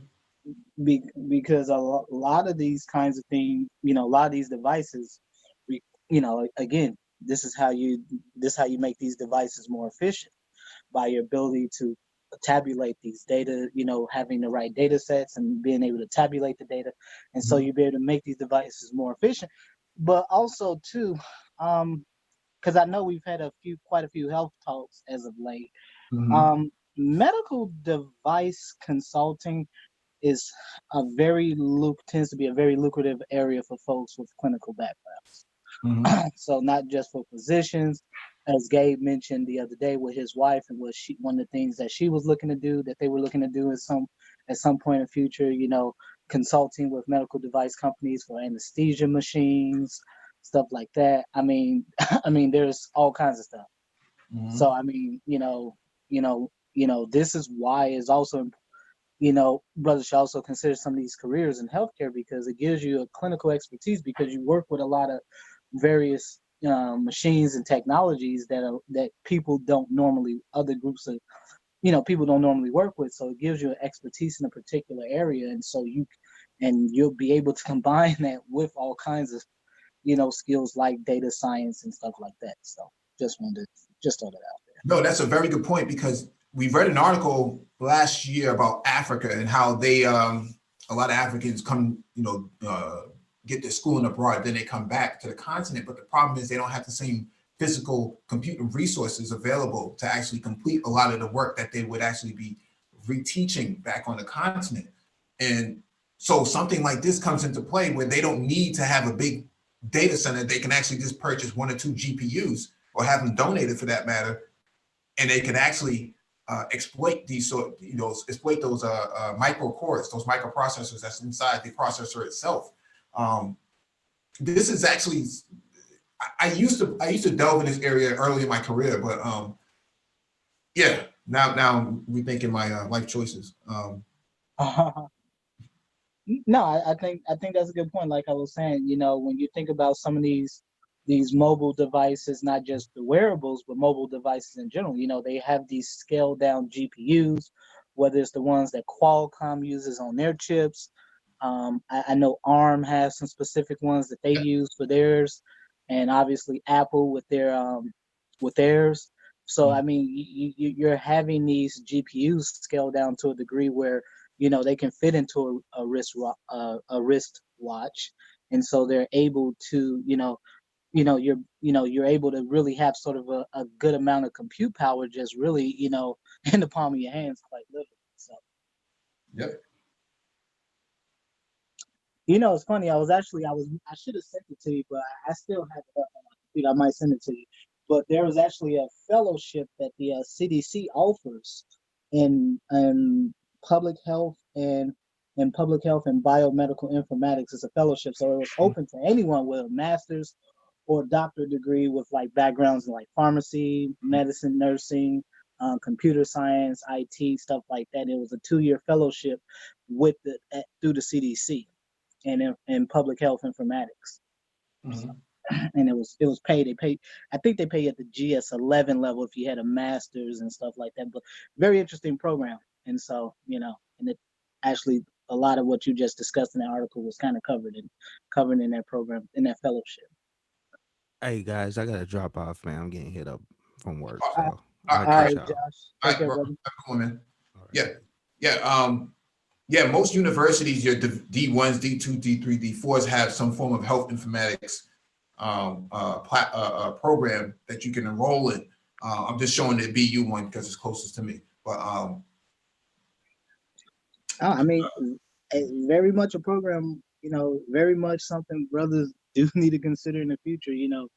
Anything connected to health and informatics and anything like that, I mean, are going to be big money makers for brothers in the future.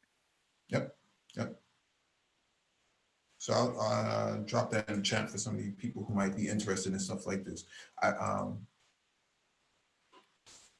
encourage a lot of Black people to actually get into that part of IT, because I think it's going to be lucrative at some point, if it's not already is. So, all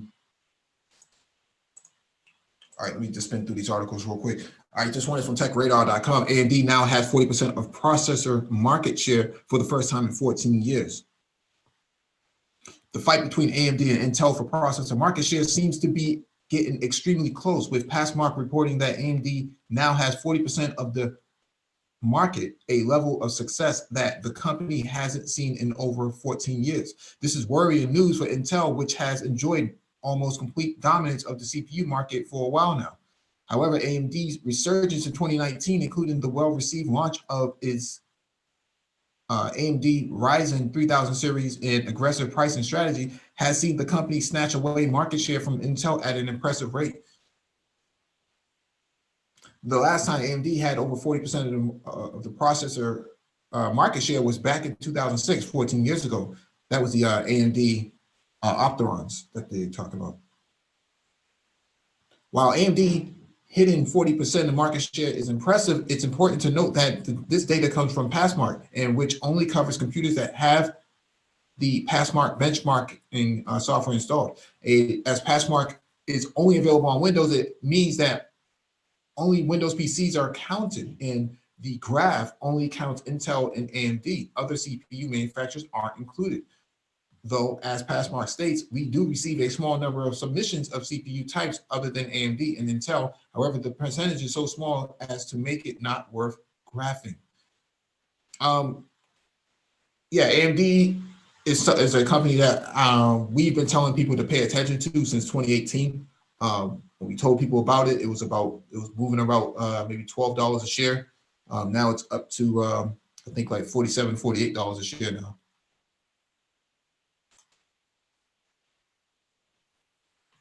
Yeah, I mean, it's kind of impressive what AMD has been able to do over the last couple of years. So I mean, yeah, I definitely think we're certainly in an era where Intel's dominance is, or their dominance is not guaranteed anymore. So.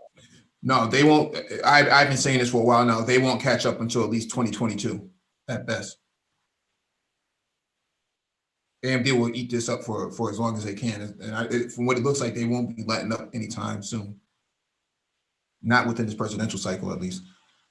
All right, this one is from ZDNet.com. Xiaomi to invest $7.2 billion in 5G, AI, and IoT over 5 years. Chinese smartphone vendor Xiaomi will invest at least 50 billion yuan, $7.2 billion US, on 5G, artificial intelligence, and Internet of Things, IoT, over the next 5 years, as the budget phone maker is trying hard to maintain healthy business growth in the face of challenging smartphone sales. 2020 will be the year of breakthroughs for Xiaomi's 5G business. Xiaomi founder Li Jun wrote in a New Year's letter to his employees on WeChat, saying it will be a critical year for the company in its bid to push forward with smartphone and AIoT, artificial intelligence plus IoT, Internet of Things. Strategy: the two core growth engines of the company. The Beijing-based company, which initially planned to allocate about 10 billion yuan over the next 5 years into 5G, AI, IoT, when it first brought up the idea of all-in AIoT in early 2019, decided to beef up investments as it has fully verified its feasibility and correctness, as well as the necessity for the strategic investment, the letter said. In the arena of 5G and AIoT, we will invest at least 50 billion yuan in the coming 5 years, said Li, who believes this new strategy will turn into an absolute victory in all smart scenarios. Xiaomi is facing stiff competition in its core smartphone business as other Chinese Android makers, especially Huawei, have continued to erode the market shares of smaller players. In the third quarter of 2019, Xiaomi smartphone shipment figures slumped 30.5% year on year in China, while its global shipments also declined by 3.3%, according to IDC research notes. Bring in complex.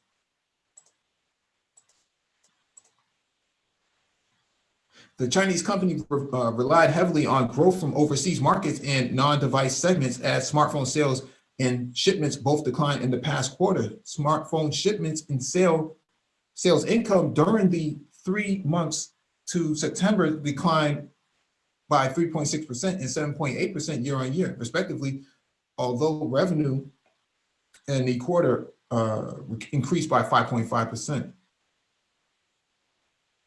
So Xiaomi has been a well-known company in the tech space, and we're talking. Yeah, actually we're talking Xiaomi. I'm sorry, I was at the grocery store, so I was muted.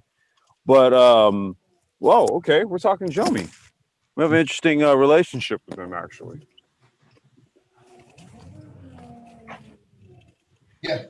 Yeah. So we've been talking about 5G and IoT for quite some time now, and AI is also being included. But I think their strategy may very well pay off. That's a very strategic move on their behalf to form something like that, because now they can lead in something that everybody else is eventually going to follow. They look. Here's the thing, right? And this is why I say myself and Anti-Gravity actually have an interesting relationship with Xiaomi. All right, so Xiaomi, unbeknownst to them, actually broke into the U.S. market, right? Like completely unawares to the United States. And they did that through Bird, because that scooter is an IoT device. Yep. Okay. And we are talking about thousands upon thousands of these things out here. Mm-hmm. Okay. Xiaomi was the first one to have their product, like I would say a mass commercial use IoT device. It was Xiaomi and their scooter. Yep. Now, when it comes to their phones, I had an interesting conversation actually with one of the Xiaomi reps. Little factoid, we're actually the West Coast service, basic authorized service and repair center for Xiaomi scooters on the West Coast. In lining that up, I had a discussion with somebody at Xiaomi rep there. And what she was telling me was that they basically, that whole Trump thing, like put a lid on their phone sales. That's why when you said 30%, I was like, man, look, I heard it directly from Xiaomi. Like, no, they can't, they, I don't know what it is, but they can't ship phones here. Yeah, I don't think it was just Xiaomi. It was pretty much all of the Chinese, the vast majority of the Chinese brands for the most part. Yeah, well, I'm going to tell you right now, that whole move put a dent in their cell phone business, right? Particularly here in the United States. Now, for those of you guys who don't know, and I think Soul Shader was talking about Xiaomi earlier in the chat, so good looking on his part, because he knows what time it is with this company. If you look into Xiaomi, or it's the company, the parent company is Mi, M-I. So they basically make like all high-end homewares, right? It just consumable goods, but all tech-based stuff. So things like Roomba type vacuum cleaners, the automatic or the automated vacuum cleaners and stuff, the floor cleaners, Roomba stuff, Roombas, yeah, those. Things like barometric TVs, Android TV boxes. They make Bluetooth, like any type of Bluetooth device you could think of. They make a whole bunch of shit, and it's a lot of this stuff is tied into their Xiaomi. What's zone? It's called the Home, their Home app. It's similar to Google, and the Google Home. That whole sort of home system. Okay, Xiaomi has the same Mi Home or something like that. Yeah, Mi Home. That's what it's called. And they have a. Did you say Miho? Mi Home. Okay. HOME. Oh. And they have a 5G variant of that already on the market. So Xiaomi is I'm very familiar with their line of products and what they do. And they are very much like a player. And like I said, from my standpoint, how I really got familiar with them was through Bird. Xiaomi has like probably, like I said, I don't think there's more commercial IoT devices like in America in terms of like being used than what Xiaomi has right now with their Bird scooters. There's thousands of these things across the United States. Yeah, yeah. Let me get you this next article. All right, this one is from CNBC.com. Qualcomm announces chips for self-driving cars that could be in cars by 2023. Qualcomm Silicon is the processor at the heart of millions of smartphones, but soon you might buy a car with a Qualcomm system on chip inside too. Qualcomm announced on Monday a new series of chips and technologies for car manufacturers called Snapdragon Ride that can integrate a large amount of data from a car's sensors and is compliant with current regulations for safety and driver assistance. Qualcomm also revealed a system that can connect cars to high-speed cellular networks under the CV2X, or cellular vehicle to everything technology. We talked about V2V, vehicle to vehicle communications protocol as well. Both announcements show Qualcomm is aggressively competing in self-driving chips against Intel's Mobileye and NVIDIA, and that's still pursuing the market after its bid to buy NXP Semiconductors, a leading car chip maker, fell through 2018 because of regulatory difficulties. Snapdragon Ride includes several system-on-chip options called Snapdragon Ride Safety, as well as a machine learning accelerator and self-driving software stack. It will be able to support advanced driver assistance systems, or ADAS, not to be confused with these other hashtag people. Functions such as lane keeping, traffic sign recognition, and automated highway driving, technology usually referred to as level 1 or level 2 autonomy. The chips also will be available to car makers and part suppliers which need silicon to develop level 5 self-driving applications like robo-taxis. Qualcomm will ship the chips and system to its customers later this year and hopes cars equipped with its technology will start production in 2023. So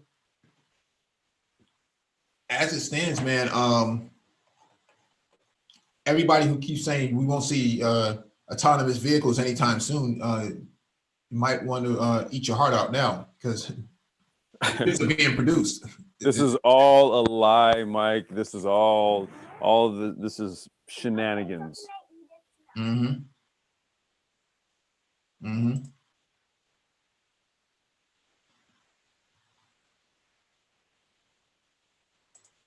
All right, let me jump to this one real quick. All right, this one is from yahoofinance.com. Why Facebook should take on Amazon, Microsoft in the cloud in 2020. Facebook heads into 2020 facing multiple investigations and big questions over the future of its core advertising business. That's why one analyst says it's time for the Silicon Valley giant to pivot toward a new source of revenue that could make a lot of money with little government oversight: the cloud. It makes a lot of sense. John Freeman of CFRA said on Yahoo Finance's The First Trade, certainly they have a number of things that they could offer the enterprise that is distinct in terms of data analytics, and of course, listening to the 2 billion Facebook members and WhatsApp members and Instagram members and gleaning that information. I think that would be very valuable to enterprise customers, Freeman said. Right now, Amazon is the market leader in enterprise cloud computing with some 40% market share, according to Synergy Research. Microsoft, Google, and Alibaba are the other big players, making up another 35% of the space. The cloud is a huge revenue generator too. Amazon's AWS generated $9 billion in the third quarter, up 35% year over year. Microsoft Azure saw 59% revenue growth that same quarter.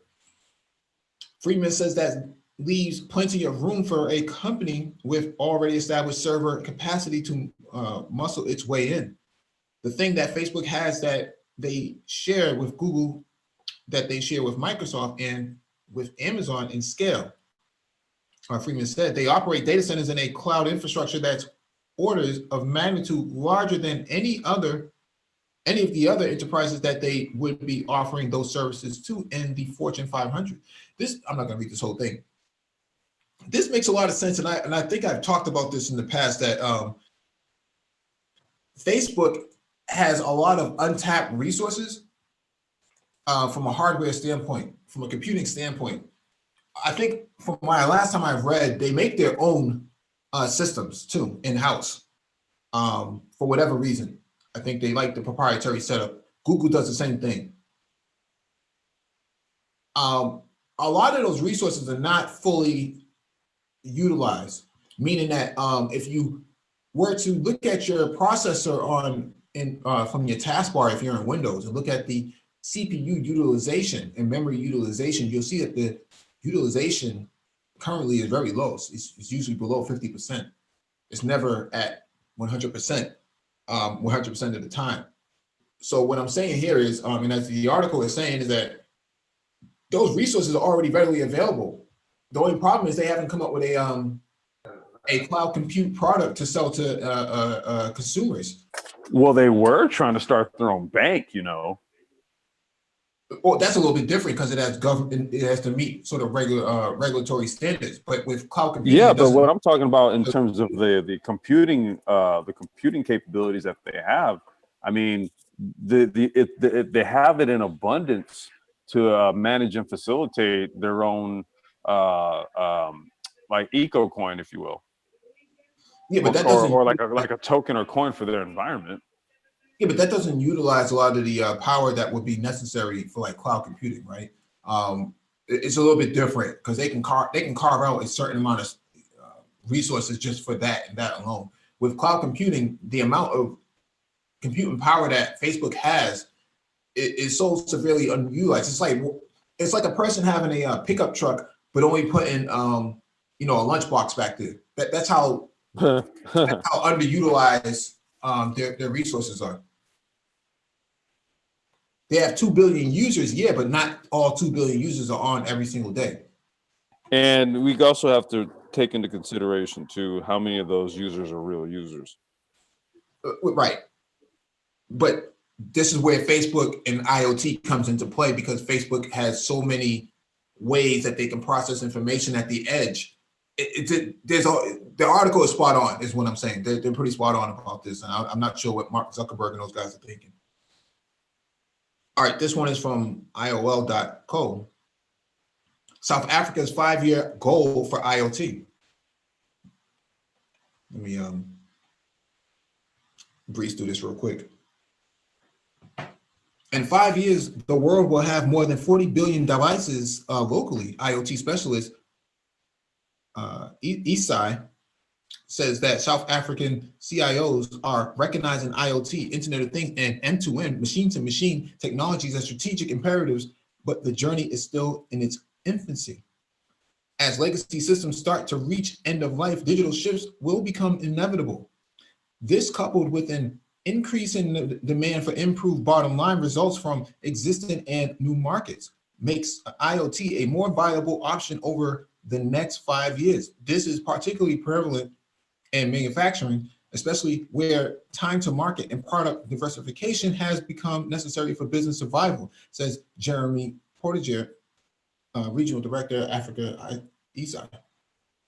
He says that within this sector, one thing matters: output. Fulfilling the product to market life cycle is what makes a manufacturer successful. Addressing this functionality and production optimization through technology is becoming more critical as they focus on increasing output and reducing downtime. By monitoring machinery and components in the production line, any concerns that arise, which impacts both the manufacturer and consumers alike, will be more efficiently dealt with by using an IoT approach. Portiger says that there is also the growing strategic approach to increase the bottom line throughout new markets as manufacturers seek new revenue streams. Eastside is encouraging the use of rapid IoT-enabled device product development by addressing the connectivity aspects required at deployment. Manufacturers are immediately diversifying their portfolios, Eastside, as an enabler system by providing market-ready SIMs, which can be embedded into IoT connected devices at OEM level, connecting them to a plethora of services as designed for upon entry to market anywhere in the world. So we've been talking about IoT for quite some time, and the 40 billion devices is pretty critical. So IoT, Internet of Things, IIoT, Industrial Internet of Things.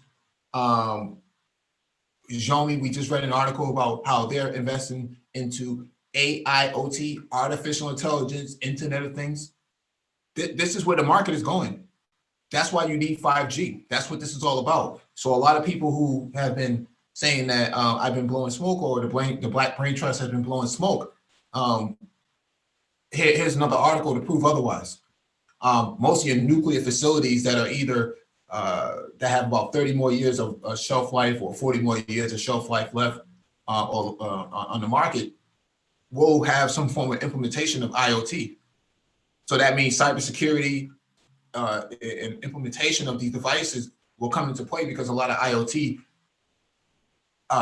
can be vulnerable because they don't have any initial security launch with it. So there's a lot of necessity to have data aggregation, log aggregation from those devices.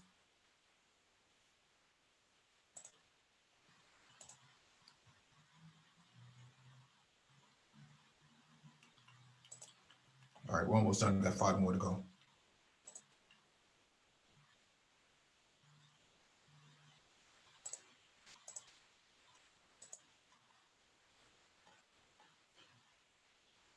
All right, this one is from foxnews.com. NASA loses contact with satellite searching for distant planets. This may be a big year for NASA with a number of upcoming projects, but 2020 is off to a rocky start for the space agency, as it announced it lost contact with the Astrea satellite, a small spacecraft that's designed to look for planets outside the solar system. NASA's JPL said it lost contact with the a second space telescope enabling research in astrophysics, Astrea satellite, on December 5th. The craft, smaller than a suitcase and known as a CubeSat, something that we've been talking about tremendously in 2019, was observing a handful of nearby stars and was able to demonstrate that it could achieve precision measurements of the star's brightness, the agency said in a release dated January 3rd. With that data, scientists look for dips in a star's light that would indicate an orbiting planet passing between the satellite and the star. This planet hunting technique is called the transit method. Mission data is still being analyzed to confirm whether Astrea spotted any distant worlds. Interesting. This is the satellite right here. This is a CubeSat. So a CubeSat is a cube-based satellite. It's a form factor for micro satellites. You can build one of these yourself using rudimentary off-the-shelf products that you can find at Home Depot, in Micro Center, or any electronics store like Radio Shack, if any of those still exist in your area. The blueprints are on NASA's website, so you can actually build it from scratch. Since it completed its initial mission in February 2018, Astrea has been used to test a variety of functions to make CubeSats more autonomous, including the use of artificial intelligence, NASA said. We've been talking about that a lot here. Astrea has also made opportunistic observations of the Earth, a comet, and other spacecraft in geosynchronous orbit and stars that might host transiting exoplanets, the space agency said. I'm not going to read too much more into this, but we've done several live streams on cube-based satellites. And we were told last year that we were shooting for pie in the sky and cockamamie schemes on a different live stream somewhere in the manosphere, and we were told that our ideas were unrealistic. Meanwhile, we read an article a week later that some high school student, 17 years old, put one of these into space. Let that sink into your fucking brain. You're crazy, Mike. I must be. It must be the dementia or something like that. Maybe Dr. Phoenix can prescribe something for me. Hey, Mike. I got something for you. Oh, yeah. Some of that weed. but let me ask you, Mike, would this also be considered maybe a certain level of some more receipts here? Could that be a receipt? Could be. I mean, we did about maybe 2 or 3 live streams on this last year, and the viability aspect behind it in an area that Black people could actually compete in at its infancy.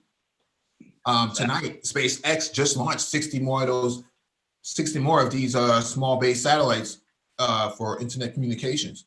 Yeah, Starlink satellites. Yep. Yeah, that was for kind of like low level internet, low level, right? Is that correct? Yep. Mm-hmm.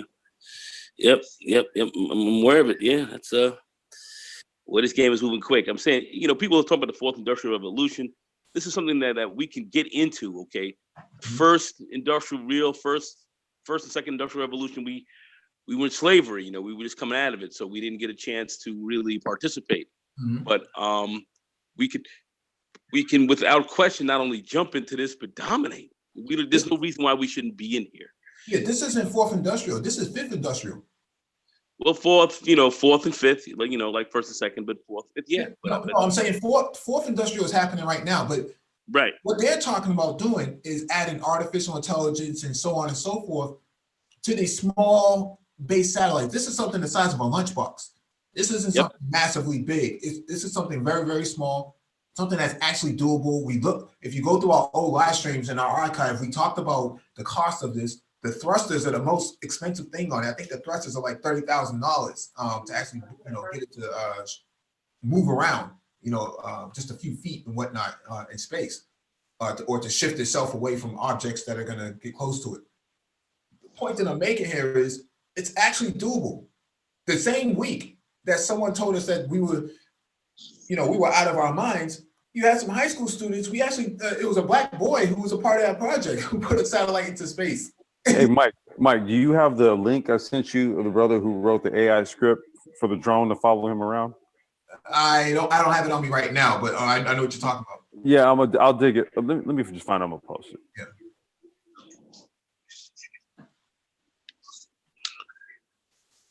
Critical stuff. Yeah. But what do we know?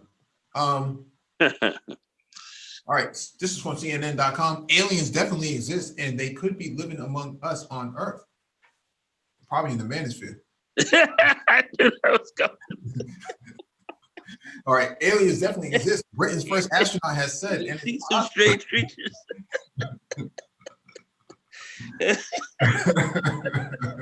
You see some strange creatures. If you think about the way ABL's head is shaped, I would say so. Oh my gosh. It's possible they are living among us on Earth, but have gone undetected so far. Helen Sharman, who had visited the Soviet Mir space station in 1991, told the Observer newspaper on Sunday that aliens exist. There's no two ways about it. There are so many billions of stars out there in the universe that there must be all sorts of different forms of life, she went on. Will they be like you and me, made up of carbon and nitrogen? Maybe not. Then, in a tantalizing theory that should probably make you very suspicious of your colleagues, Sharman added, it's possible they are here right now and we simply can't see them. The chemist spent 8 days as a researcher on the space mission when she was 27, making her one of the youngest people to enter orbit. NASA's rovers are trawling Mars for evidence of past or present life forms, but humankind's endless fascination with extraterrestrial life forms has so far proved fruitless. Sharman is not the only person to speculate that we've had brushes with alien life. though. They don't like you up there, though. A former Pentagon official who led a secret government program. They'll like you, though. Program to research potential UFOs revealed in 2017 told CNN at the time that he believed there is evidence of alien life reaching Earth. Elsewhere in her interview, Sharman said there is no greater beauty than looking at the Earth from up high. I'll never forget the first time I saw it, she added. Sharman also discussed her frustration with observers, definitely by her sex.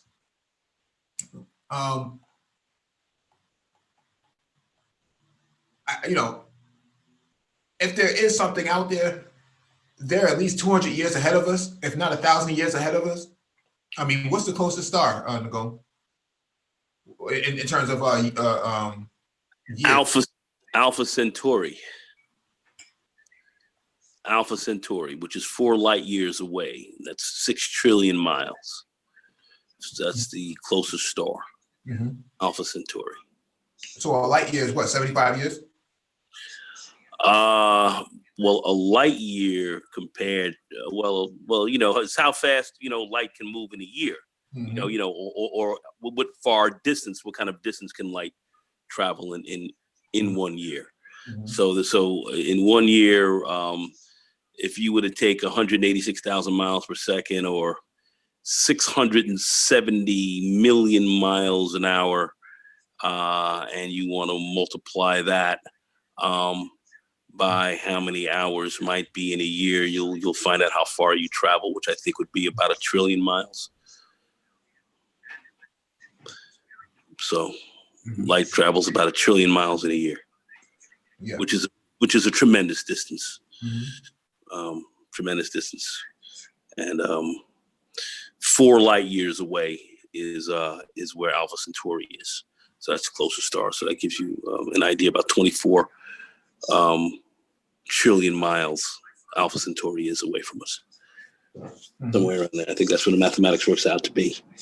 That's the closest star. And if we were to try to travel that with current means, it would take us in a regular conventional ship, it would take us about 50,000 years to get there. Mm-hmm. By conventional means. So travel on that speed of light, get there in 4, conventional means 50,000. There we go. All right. I'm not going to go over some of these other articles because we've covered these in the past, so no reason to go over those again. Go to this one. But you have to figure anything that's rolling around out there, traveling on an interstellar level, is highly butter laid. Yeah, they're highly butter laid. Absolutely.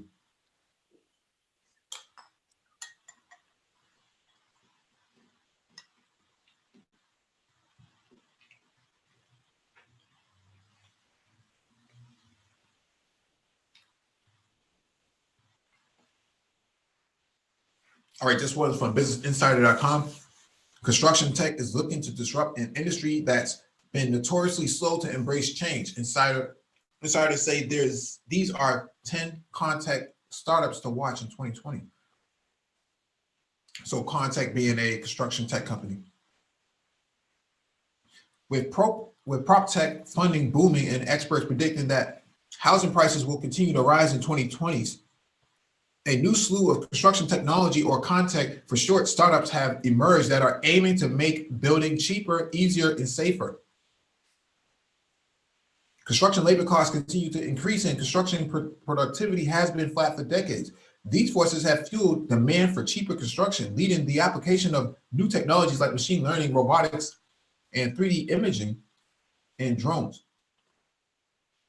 While this sector hasn't received nearly as much attention as fintech or its cousin, PropTech, it has received $27 billion in funding since 2008, according to McKinsey partner Jose Luis Blanco. He noted that much of the funding has come from M&A, though that is beginning to change. Since 2015, a peak year for VC investments, construction tech space has been able to sustain relatively high level of investment from VCs. Blanco wrote Business Insider, sorry. This VC backing has minted 2 unicorns in the space. Katera, a SoftBank-backed modular construction company, has raised $1.2 billion and reports value that it's as high as $4 billion, but the tail end of 2019 was bumpy for the company. Katera's co-founder, Fritz Wolf, left as the company pulled out of 6 projects, closed a factory, and laid off more than 100 people, according to a report from The Information. Procore, a construction management software startup, has raised $304 million. Crunchbase reported that the company is considering an IPO that might value it at more than $4 billion. While Procore and Katera get the most attention, they are far from the only players in the field. We've polled a list of construction tech experts, VCs, and analysts to create a list of 10 of the hottest construction tech startups. Rabbit is a construction finance platform that brings paper forms online. Built Robotics is a manufacturer of tools that make construction vehicles autonomous. Interesting.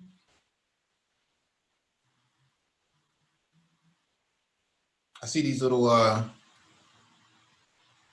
rack cases up top. I guess that's where all the components go. It's pretty interesting. Built Robotics, founded in 2016, manufactures equipment that turns normal construction vehicles into autonomous vehicles. It has raised a total of $48 million. This company should be worth way more than that. This should be worth at least $10 billion, easy. So wait a minute. Now we just converting stuff now? Yeah. We just converting stuff now, huh? Nah, you got cats who are not qualified to work a backhoe or something like that. You throw a device like that on top of it and it does the job for you. It just does it for you, huh? Oh, you know, for every job that's lost, our automation will create 3 more. So It's not adding up. no. Who said that? Who said for every job? Who said that? No, that's been the sentiment throughout, the naysayers who say that automation is not going to wreak havoc on the community itself or America for itself. But this article is saying otherwise, that we'll just slap a computer on top of your bulldozer and there goes your fucking job. Yeah, but who says that automation is going to create 3 more new jobs? I don't know where that source has come from. I don't know what the source is. Yeah, I'm just trying to figure out where who's saying that. I mean, all right. Anyway, well, there's been many voices on this. Praying, but Bless you. God bless you. Yeah. bless you, bro. Anyway, are they reputable voices? Some would consider them reputable. They have wrenches on other channels, so. I mean, how? What are we determining to be reputable? Yeah, wrench is what he said. You got a wrench. Yeah, maybe it's a Craftsman wrench. Could be Makita or something like that. I mean, is it a torque wrench, snap on? I mean, what kind of wrench? It's levels to it. It's levels to the credibility in the black monosphere. Yeah. The company's most recent funding round was led by Next 2047, Siemens venture capital arm, and included funds from PropTech Fund, Fifth Wall, NIA, and Founders Fund. Built Robotics sells and installs conversion tools to construction companies and then charges the company a fee every time the autonomous mode is used. The equipment uses LiDAR sensors. Wait a minute. Say that again. Built Robotics sells and installs conversion tools to construction companies and then charges the company a fee every time the autonomous mode is used. So basically, they Airbnb'd or Ubered the actual bulldozer itself or the mining vehicle itself. You don't say. See, so because there was a question asked, and it was being challenged by us. How could you levy such a thing as a robot tax? Oh, well, here's a company that's charging every time the autonomous mode is used. At some point, the only autonomous mode may be used 100% of the time. It's gonna be. Yeah. So if you don't think some sort of transaction-based, some sort of production-based, quantitative-based, pick your model. No, think about a dump site, right? A landfill.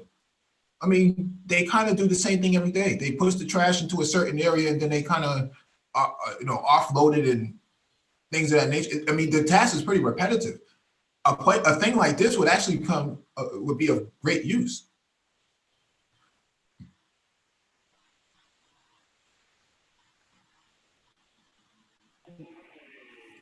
Unbelievable. Yeah, it's just, I think this is a viable solution. I think this is amazing. I mean, a lot of old equipment, people may not be qualified for, they didn't pass the CNI test, or vision issues, or just motorized skills. They just don't have it. People, millennials are not interested in getting inside of a fucking bulldozer. I can tell you that right now. They don't even want to get dirty. The jeans are too tight. Their swag is too fresh. They don't even want to ride Harleys, dude. Let alone getting a damn bulldozer. No, because whoa. What's up? I'm gonna look, Gabe. I'm sorry. You want to get on a backhoe? No, not at all. I do. That's what I was gonna say. I probably don't, but well, I know quite a few dudes that just want to get on some hose. Mm-hmm. The backhoe? Nah. I used to I did an internship with Caterpillar, and it was, man, like a lot of those dudes pretty much, especially like the equipment operators, they pretty much, aren't they unionized? I think they have a union. A lot of those guys are union guys. Yeah, they are. Yeah, that's true. Mm-hmm. That's all I remember, is that they kind of have their own groups, and they stay pretty separate, like the engineers. So that's all I remember. Right, so you got to be unionized and run some hose. Mm-hmm. All right, I got it. Apparently.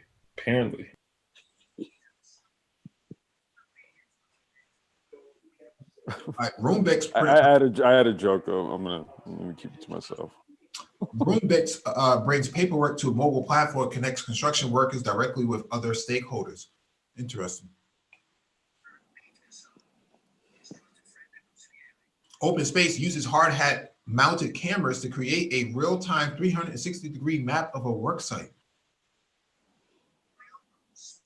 Man, they are monetizing any and everything that's on you. Before you know it, man, your fucking gloves, man, will be like the, have the ability to determine, how often you pick up equipment or something like that, for micromanaging employees.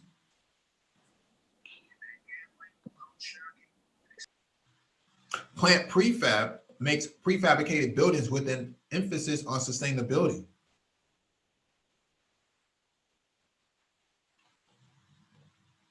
Factory OS is one of the largest modular housing manufacturers with 2 warehouses in the Bay Area.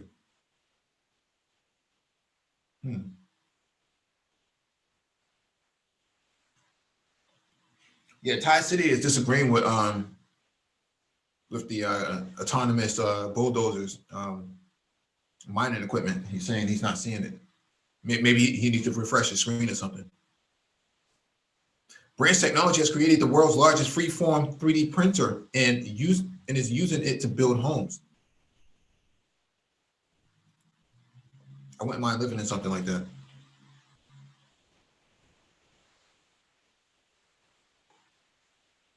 Spacemaker has created. I just want to ask Mike, are these homes prefab? These are prefab homes?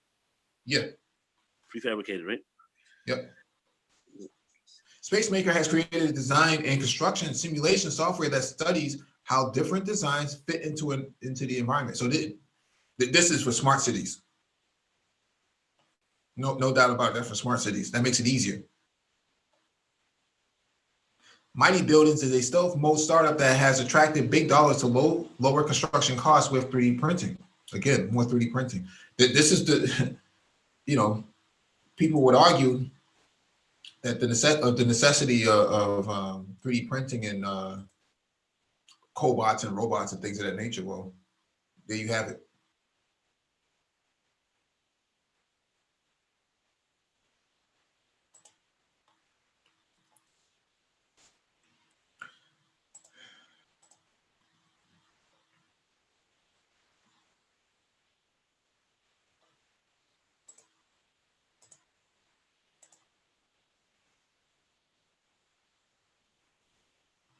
All right, this one is from TechCrunch.com. Into Africa, tech leaders weigh in on the Jack Dorsey planned move to the continent.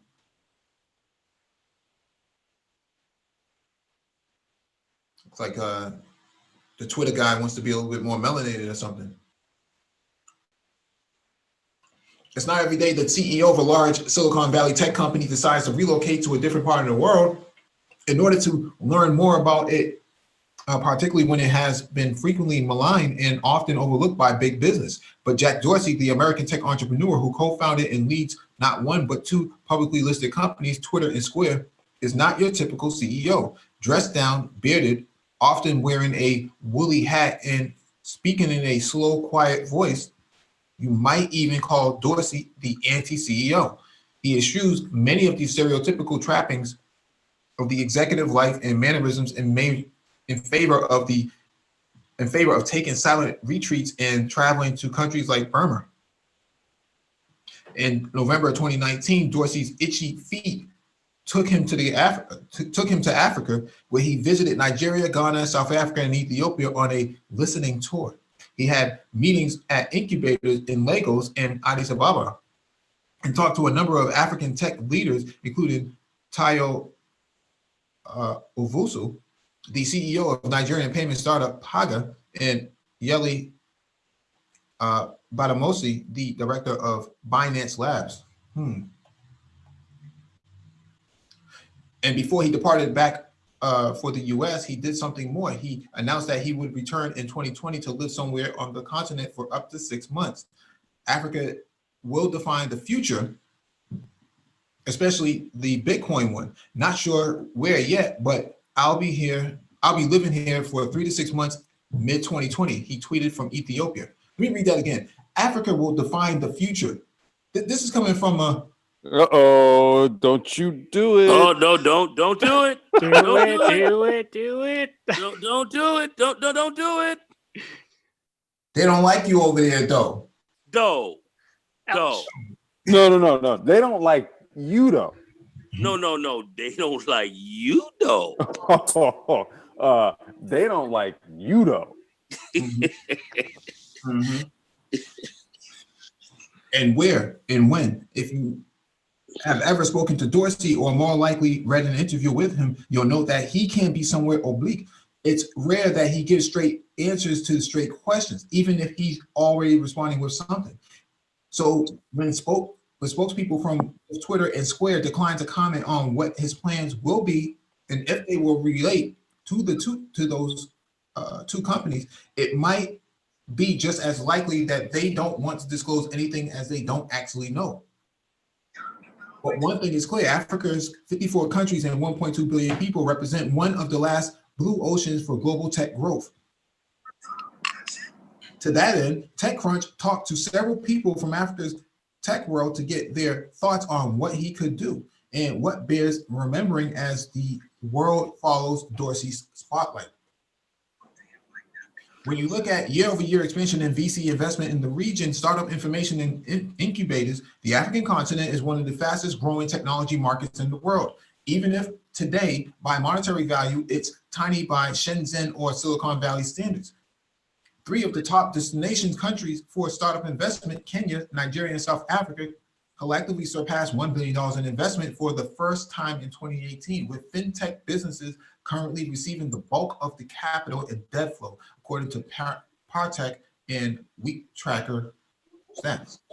Now, that's all the reason why Ado should stay away from Africa.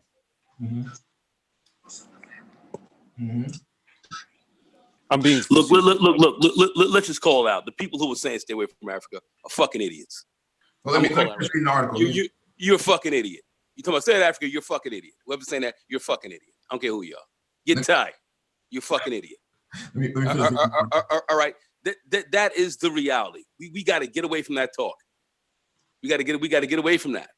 It's a poor level of thinking.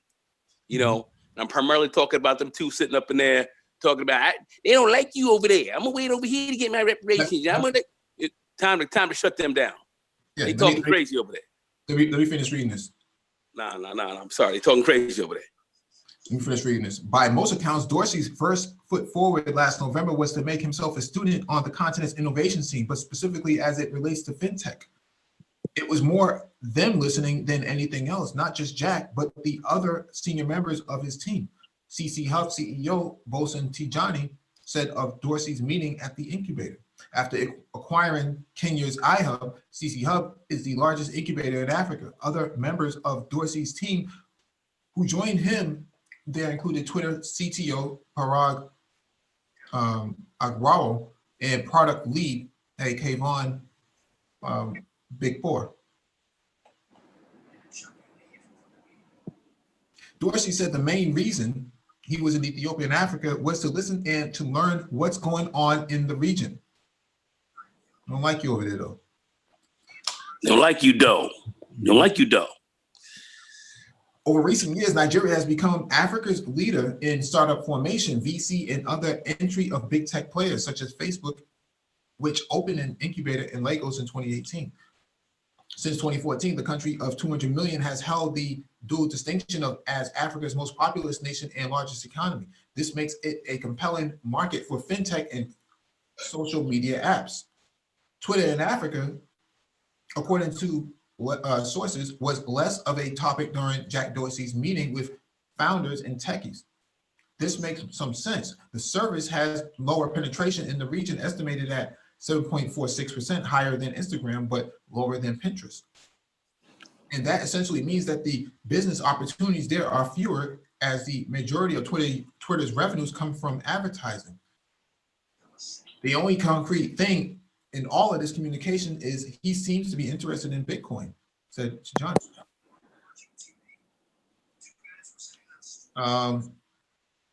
Yeah, I'm not going to read this whole thing because it's something that we've covered in the past. But you know, the thing about Jack Dorsey is he's very cryptic in his language, but he does, when he says something, he pretty much means it.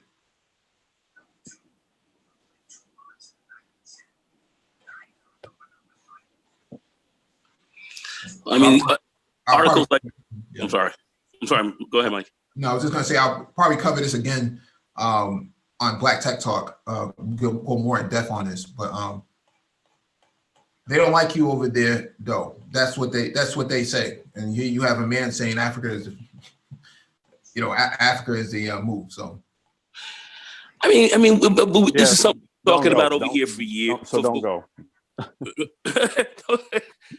So don't go. I'm sorry, man. I'm not dropping any more F-bombs. I apologize. but listen, it just pisses me off the idiocy that these people are talking. And they're playing in large crowds. These folks are playing in large crowds. It's dangerous. This is dangerous talk. In order for us to evolve, literally, I mean, here and over there, we're gonna have to work out a lot of this together. That's what a lot of us are talking about. All right, this is what we have to do. You got people over here saying, "Don't go over there. Don't go over there. They don't like you over there." Doe. I mean, what's wrong with these people? I mean, everybody else is banking over there, and we're not. Absolute idiocy, lunacy. In fact, you got these lunatics over here talking. Lunatics. It's crazy. It's crazy.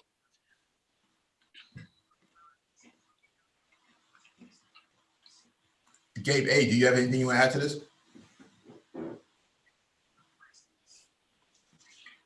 I think he might be asleep. I mean, let me get to this next article from Venture Burn. Here are 20 accelerators, incubators for African startups to apply for in 2020. Oh man, this is a lot. This is more of a who's who, but it's in the description.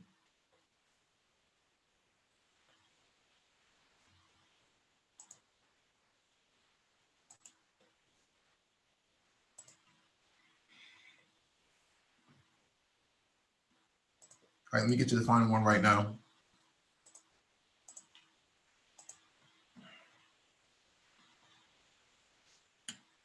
All right, this one from BusinessInsider.com. A startup CEO who grew up caring for his siblings and disabled mother reveals his tough journey breaking into tech.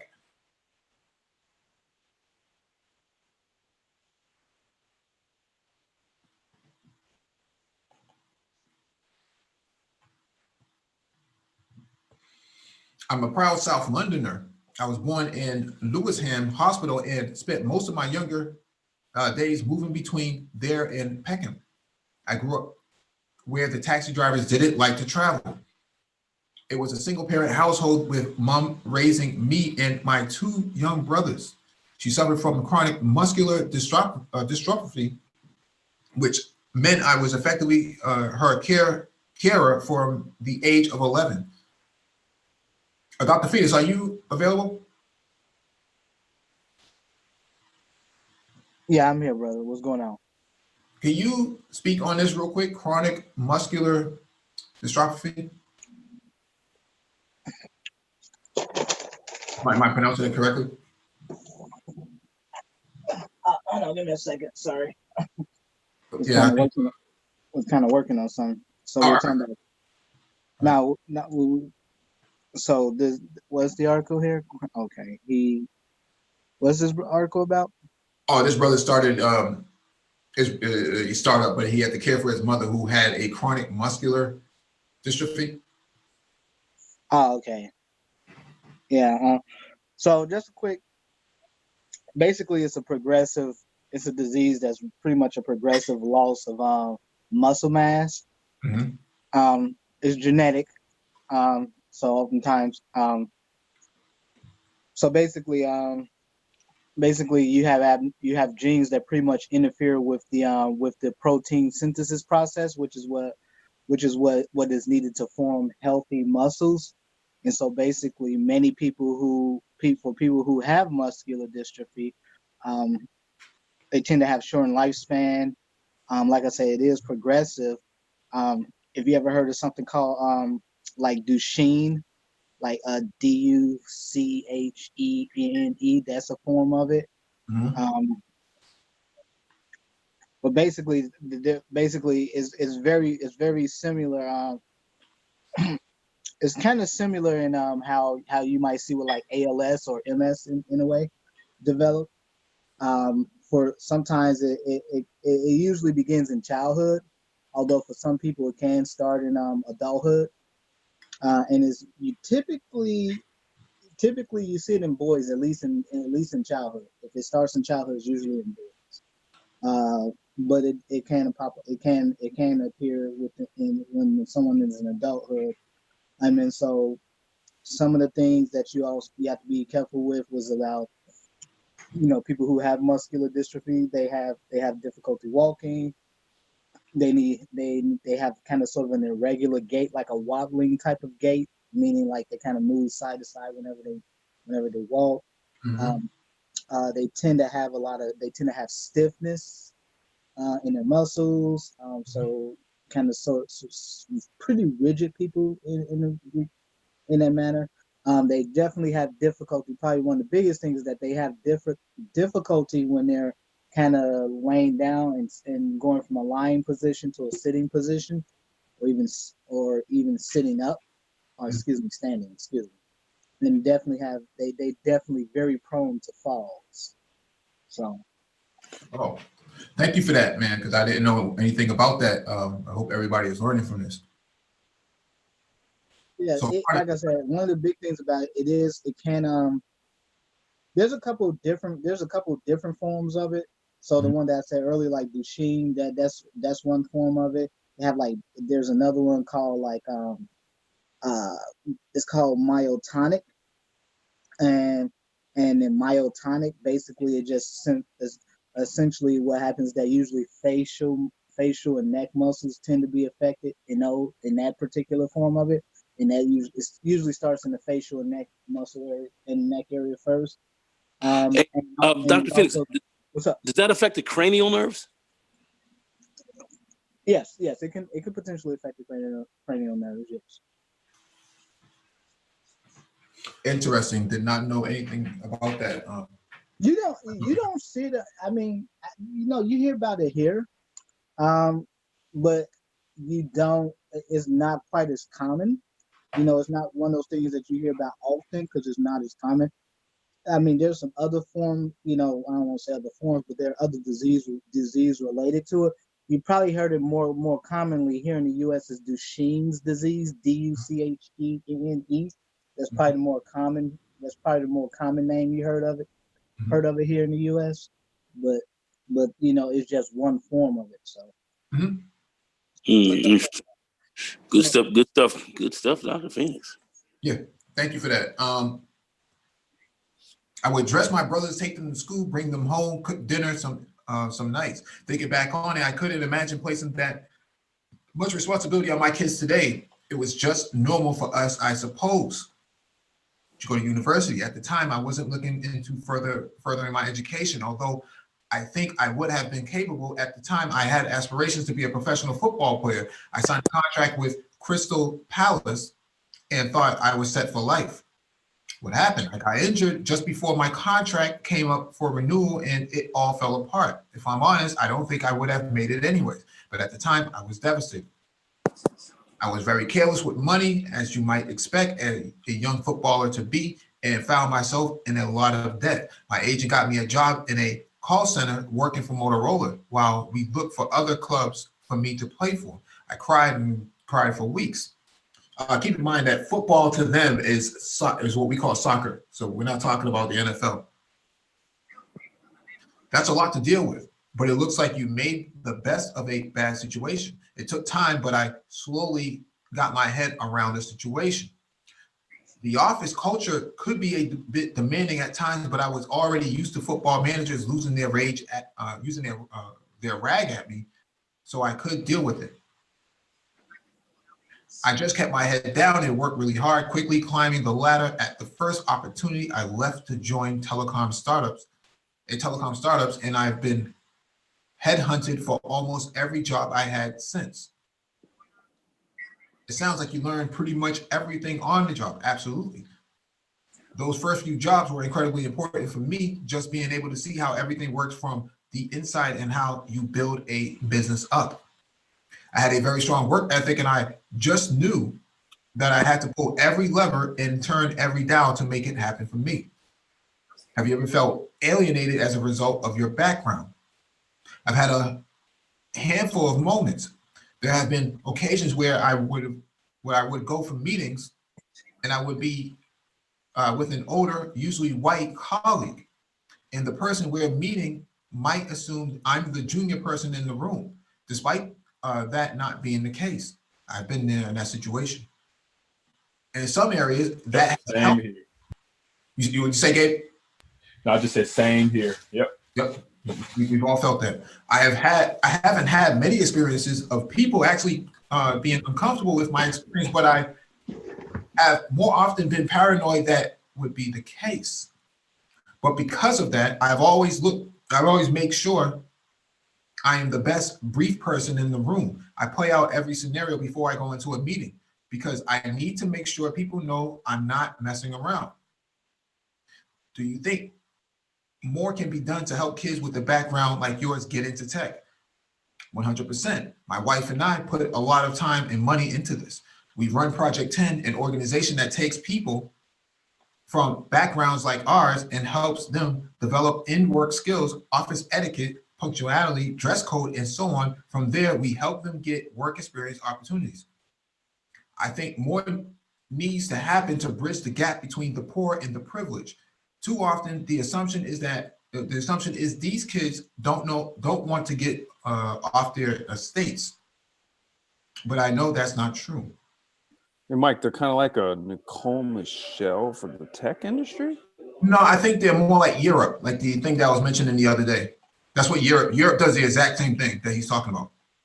So it takes minorities or blacks and puts and runs them through this sort of 1-year program for 6 months, and then you get a 6 months internship after that, and then the company usually hires you almost 80 or 90% of the time. So he's kind of running the same game over there. But I've talked about this many times, that the amount of racism that is coming from some of these liberal organizations is so blatant. They'll deny it, but we see it every day. For whatever reason, they're pretending that it doesn't exist, but in reality, if it's happening in the United States, it's happening in Britain. We know what the deal is. They're just in denial. It's just one of those things that they don't want to sacrifice their the benevolence of their place in society. Yeah, that's a fact. That's a fact. And liberals are known to be the very, very racist, but they'll play off like they're not, but they are of the most racist. And this has been, they're just a little nicer than the far extremist racists. They just act a little nicer, and that's really about it. Yeah, it's a big problem, man. But I just happened to this came into my feed because now I'm a full-fledged member of Business Insider. I happened to see it come into my my feed the other day. And I was like, this got to go in the docket. But we've talked about this many times before. Why there's a million recs on the table. You got for IT, and you also have over 1 million Black people, or Black men for that matter, that are unemployed and can't find work. Or if they were upskilled in some of these areas like Baltimore and Atlanta and Lewis and Chicago, they could very well be fulfilling these roles, but there's a desire to keep them out. And it's unfortunate. It's kind of interesting. He drew the inspiration from taking care of his mother, because I mean, muscular dystrophy is kind of it can get really ugly, man. It's a pretty devastating disease if you've ever seen anyone with it, and yeah, I can only imagine just sort of the kind of stress on him. I think it says he was the oldest. Was he the oldest? I think yeah. I can only just imagine the stress on him, being the oldest, because that is pretty devastating to be that young, to have to take care of a parent with something that is, with something as devastating as muscular dystrophy. Wow, that's bad. It's terrible. Yeah, it probably humbled him too. Yeah, I mean, there's a lot of, anytime you're dealing with one of these, it's not just the mobility issues you're dealing with. I mean, when we're talking about, protein synthesis here, so this affects practically everything in the body. Mm-hmm. So you think of everything from just something that we take for granted, like going to the bathroom, sitting on the toilet. I mean, these things become very intensive tasks for someone with muscular dystrophy. So I can only imagine, just growing up and he having to carry that kind of responsibility as the oldest. So. Mm-hmm. So is there no sort of steroid that can be pumped in to actually, reduce the amount of or mitigate against some of it? I'm not too familiar with the treatments. Maybe that's something you want to ask Darkside 90 about, because that's his particular background. He probably sees that fairly regularly. Mm-hmm. I'm not too familiar with the treatments. Like I said, I typically don't see those kind of folks with my background. Those kinds of folks tend to be on some type of long-term care, usually some type of rehabilitation, something like that. They if I do see them, they would definitely have to have some serious complications. Because oftentimes with people with muscular dystrophy, they have difficulty breathing because the muscles associated with breathing are weak. Mm-hmm. So they might have to be on a ventilator or something like that. A lot of problems with a lot of people also, a lot of them have various forms of heart issues. They also tend to have swallowing problems, so that can be a problem. But typically, if I were to see them, it's because they have something related to either airway, breathing, or circulatory problem. But under most regular circumstances, they're usually involved with probably more or less with some type of occupational therapy, physical therapy, and maybe probably SLP, so speech language pathologists will probably deal with them a lot, especially if they have swallowing issues. Mm-hmm. And they usually deal with actually a rehabilitation. So you have special doctors that are actually that deal with patients who deal with those kinds of musculoskeletal issues. Rehabilitation docs, physical medicine rehabilitation physicians. Those are the kinds of docs that typically would deal with those kinds of folks, besides neurologists. So. Yeah, thank you for that. I didn't, this is something new to me. So, but we do have Darkside 90 on the panel. What's going on, dude? Yeah. That's his background, so he can probably tell you better than I can. Nah, you broke it down pretty much, Dr. Phoenix. The only thing I'll add is probably the two types, Becker's and Duchenne's. Becker's is a little less severe. So people with Becker's usually can have, in some cases, like with good treatment and physical therapy and stuff, occupational therapy can have a almost a regular life. Not quite a regular life, but like Duchenne's is very progressive and oftentimes fatal, if my memory is right. But yeah, you were correct, Dr. Phoenix, as far as it's not a cure or anything like that. You just kind of manage it with different types of therapies and we're pretty much with different type of therapies. Yeah, that's crazy. I didn't know anything about that. Yeah, I know a young lady that's she's a speech language pathologist, but she deals with a lot of folks who has issues with that, like MS, ALS, a lot of neurodegenerative issues. Certainly folks with muscular dystrophy. So she tends to have a lot of those kinds of patients. So like I said, those patients, they require long-term care for the most part. So, they're pretty much going to be in the care of others for pretty much the rest of their life. Yeah. So, I mean, we talked about cannabis. I guess the emerging of that being used in what, MS? Yeah. So I think who was that? Was that Complex? I think that was speaking of that. I think that might have been Complex that was speaking of that. Yes, was that yesterday? Yeah. And so I mean, yeah, I mean, I'm not too familiar with the trials around using cannabis to treat muscular dystrophy. I know there's certainly been talk of using it to treat stuff like MS and stuff like that, because MS in some ways functions somewhat similarly to muscular dystrophy, except you don't really have the protein loss, but you do have a progressive loss of muscle tone and function. So yes.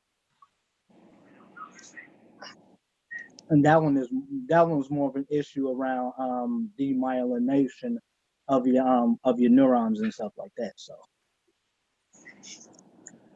which you typically need sort of fatty acid. You need fatty acids to form a lot of those coverings around your neurons and stuff like that, because they actually allow for better conduction of electrical signals across the nerves. Yeah, cannabis and medicine, other than for like seizures, is still kind of a hotly debated topic. You have some people who use it for actually for seizures, and I think for chemotherapy, post chemotherapy, like nausea and symptoms like that. But there are a lot of different potential applications that are still kind of hotly debated. Yeah, this is why I tell brothers, diseases like muscular dystrophy, because they do have a strong genetic component to them. Certainly, if babies can be born with it, meaning that it's congenital. This is why, this is kind of why I've been pushing the idea on brothers. Brothers should really consider these careers in genetics and stuff like that, because a lot of these issues, again, the issue that you have, with the article you were just reading with the brother, I mean, it pushed him to create a tech company because of just, having to grow up, taking care of his mother that has muscular dystrophy. So, just kind of sort of underlying pathologies around, a lot of these genetic disorders and stuff like that, would be very, as far as I'm concerned, I think brothers should know about it. But also, I think it'd be just very good career moves in general. I mean, you got whole companies that they just focus on doing whole genomes and exomes and just isolating, various genes of like one particular disease and just studying that and just figuring out how to, how to do gene therapies and various treatment modalities, and even designing medications around treating just one or two, specific genetic disorders. You have whole companies built around that. So that's why I kind of, that's part of the reason. That's a huge part of the reason why I kind of push that brothers really need to consider careers in like, bench science, genetics, stuff like that. Hey, Nagone, are you there? Yeah, I'm here. Can you see this right here? Go ahead. What's up? Can you see this? Can you see the screen? Oh, prison riots. How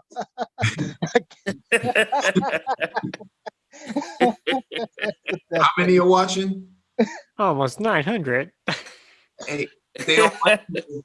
They don't like you though. They don't like you though. Prison riot.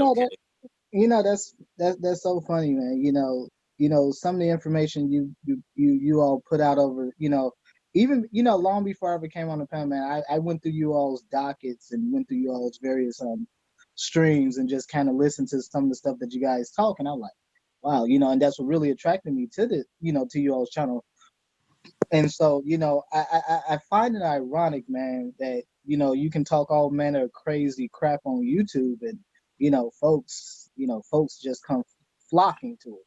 But when you put out real pertinent information and things that Black folks should know about, and industries that Black folks don't even consider, there's so many diseases out here that Black folks think we don't get because somehow we think we're invincible compared to everyone else. That's where the whole John Henryism comes along at in healthcare.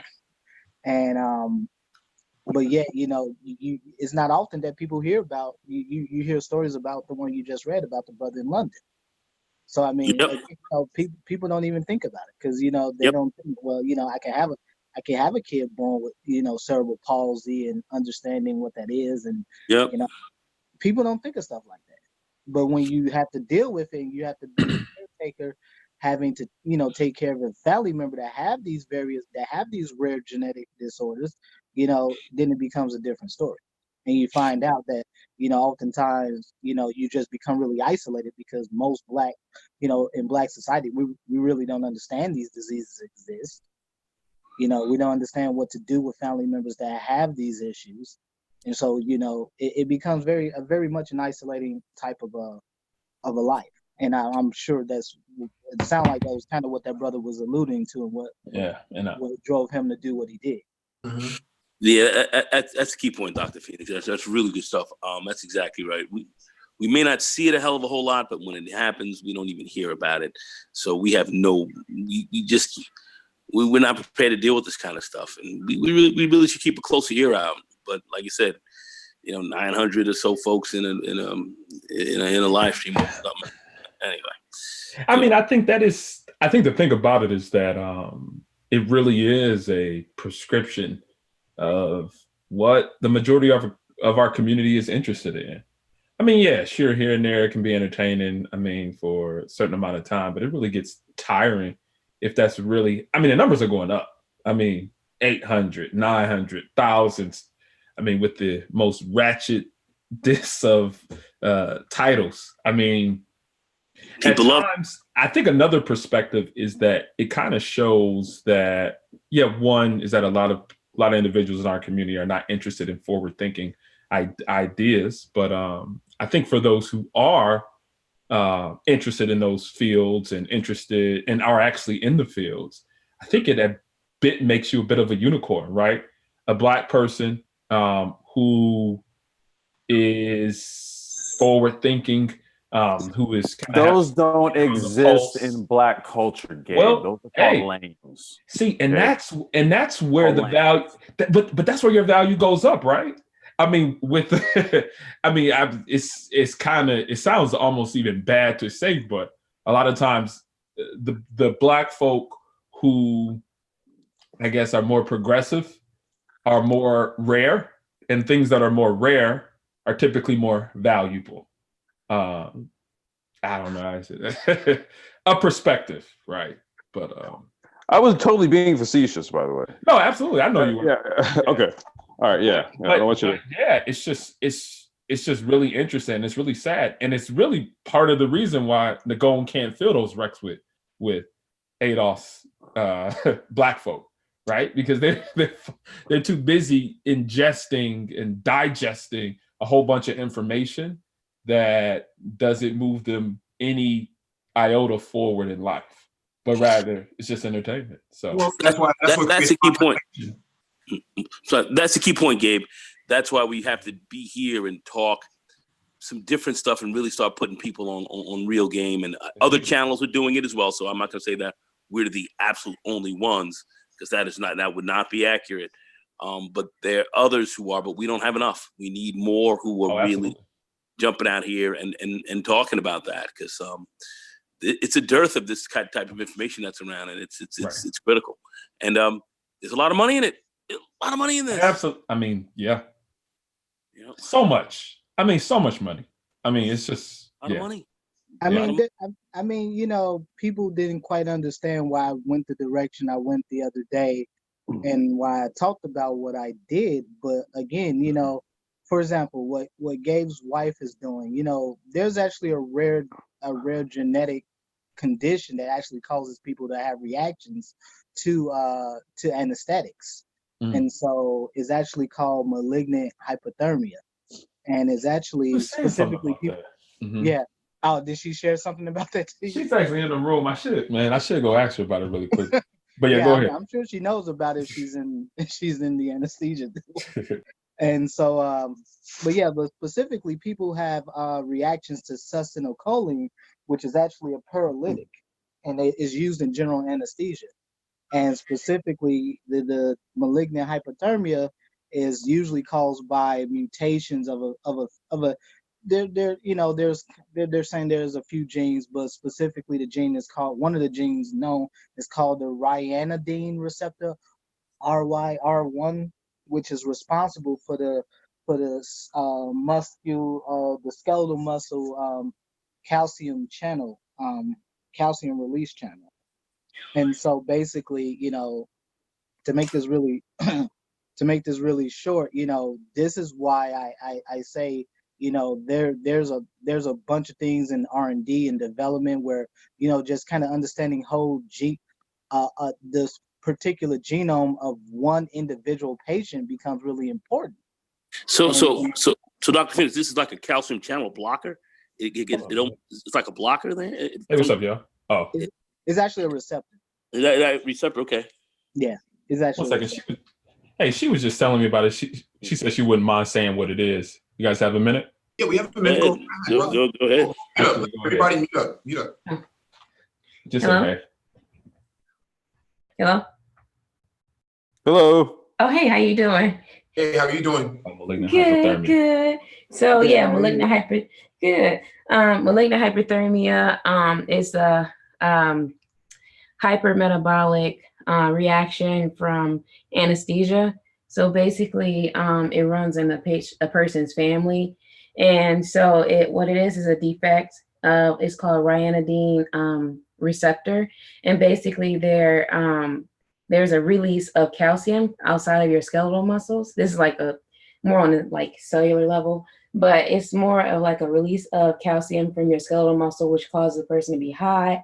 It causes them like their muscles to be overworked, and basically it's very deadly. So the way we treat people with that is that we don't give it. We don't give them gases like sevoflurane, isoflurane, or enflurane or anything like that might cause them to have a reaction. So basically, we will probably give them like propofol, which is like the IV drugs, you know, like Michael Jackson had the white drug or whatever. So that's kind of what we give. And instead of that. So we'll give like what's called a non-depolarizing versus a depolarizing paralytic. So we still probably would paralyze a person, but we wouldn't use gases or IV medications that will like aggravate or cause that person to have that reaction. Because like pretty much it's like they have lower cases of these instances where people have malignant hyperthermia, but you never know. And I guess the test that they have is called I learned it. I forgot what it was called. Dr. Phoenix probably know. It's called it's called caffeine. It's like a halothane caffeine test, I believe, but it's expensive and it's rarely found in different places. So so that's kind of what they do to like diagnose it. But if a person is suspected to have malignant hyperthermia in their family, then we wouldn't give that. Even if it's like a distant cousin, if somebody was like, oh yeah, my family member, they had to stop a case, or like she got really hot or something like that. Because really what happens is the first stages of like detecting malignant hyperthermia is having high, what's called end-tidal CO2 levels. Mm-hmm. So that's basically like their body is overworking and using all the oxygen in their body, which they're then going into overdrive, which that's how you can detect it. And that's an early sign. A late sign is actually when you see that they have like high temperatures and things like that. You'll see high heart rate. So then there's like a protocol they kind of put them through, if that makes sense. Hey, thank you for that. That's very informative. Yeah. We learned something new. Yeah, no problem. Good night. Great information. Yeah, I think we get 1 CME for that. Yeah. Yeah, so she was telling me about that because she did a whole presentation on end-tidal CO2, and I'm like, malignant hypothermia. That sounds really familiar. So I remember her telling me a lot about that. So yeah, interesting stuff. Yeah, you don't come across great stuff, Gabe. Great stuff, Gabe. Great for sure. Yeah, she just ran back in the room. She about to go to sleep. I just be up, but yeah. What she do? What's her background? Yeah, she's in CRNA school, so she's at SRNA. Oh, yeah, that's some intense stuff right there. Do you have any other questions? She said, "Do you guys have any other questions?" No, go ahead, Doc. Go ahead, Doc Side 90. Tell her to get out of here, or we'll keep up all night. Get out of here. We'll keep you up all night. I don't mind. I don't mind. She said she doesn't mind. Well, we have to give her a wrench then. Got to wrench her up there. Wrench her up. No, let her know that she's on the panel with other medical professionals as well. And you're on the panel with other medical professionals. So we have individuals who are in medical school. There's also an individual who's an actual physician. Oh, nice. So yeah. Oh, cool. Then they are cybersecurity people, individuals who are recruiters, individuals in tech. So it's kind of a diverse panel of individuals. Yeah. And also, hold on 1 second. Come on. Oh, do they have any other questions? Yeah, hold up 1 second. A couple thugs as well. Okay. And also, I'm sorry. So, hello. Sorry. What I meant to say is like we don't give a depolarizing anesthetic. So that's like the IV, which is the succinylcholine. You don't want to give that to like a malignant hypothermic patient or suspect. You would want to give like rocuronium, which is like non-depolarizing, and they work differently. What about ketamine? Ketamine is okay. Yeah, ketamine is like it affects the receptors differently. I believe it's the NMDA. It's almost like NMDA receptor blocker. Yeah, it's almost like, is it PCP? It's like cycline, I think. Yeah, so that's like more. It has anesthetic properties, but it also has that dissociative dissociative like where they get delirious and like they trip. Yeah. So then you want to give I believe medicines I studied, but I believe it's benzodiazepine, so like Versed or something to help them to forget. It's ironic you talk about ketamine because actually there's a bunch of infusion clinics popping up all over the country. Oh yeah, ketamine infusions, and so they use it to treat everything from pathogenic pain, PTSD, all this stuff. Yeah, so you get this from like one. You get one compound that treats a number of different conditions, and you got folks opening up just infusion clinics all over the country, just making tons of money, just doing nothing but ketamine infusions. Because it's cash. They don't deal with insurance because insurance is not gonna cover it. So you go in one of them infusion clinics, you gotta come up on some cash. Yeah, for sure. Yeah. So there's a business venture for the folks in chat. There you go. Hey, I see. pardon my ignorance on the matter. Ketamine, wasn't that like could you get that on the street at some point? Well, Special K. Sort of. It's kind of like PCP, like The street name is Special K. Yeah, Special K. Yep. I told you we had thugs on the panel. We all know about these things. That's funny. No, he said they got thugs on the panel. Yeah, but like ketamine is a hallucinogen technically, but I mean they sell it on the street. Like you just said. So I mean, even like with Ritalin, that used to be what's the street name for that? Meth. That's meth. And they just put in like a certain like dose in the capsules and and they regulate it, but it's the same. It's meth. They just control it. But. Yeah, so yeah, well, I won't go there, but I won't give folks no ideas about it. Well, by the way, just so you know, I'm the resident weed SME here, so. Okay. So how many healthcare professionals are here? Yeah, there's a few of us on here. Okay. Okay, cool. And I guess I've been pain management. That's why I was talking about the ketamine. I see. So what made you guys talk about malignant hyperthermia, or is it just like? Well, we were just kind of having a discussion in general about, of a stream that Mike and I did a few days ago, where I was talking about brothers getting involved in genetics and certainly having companies, even having startups built around genetic testing, because you do get a lot of issues that Black folks don't commonly hear about. Right. That often have genetic linkages to it.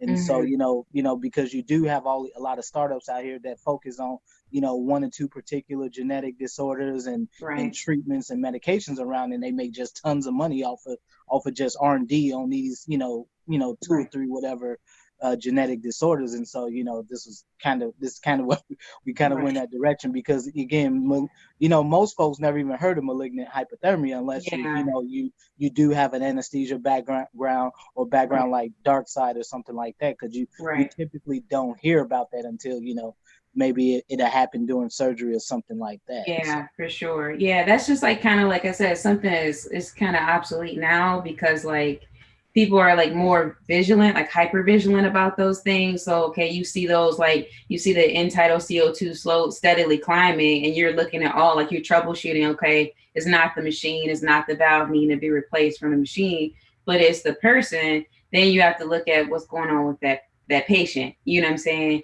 And so, yeah, because like it's really expensive from what I heard for that halothane caffeine test, and they really don't do it. So if we ask the patients questions during the pre-op assessment, like, have you ever had reactions to anesthesia, or just giving them examples? Because like you said, people don't know what malignant hyperthermia is, but they know what like high temperature, high heart rate, things like, related to anesthesia that they may have experienced, or maybe they heard a family member experience.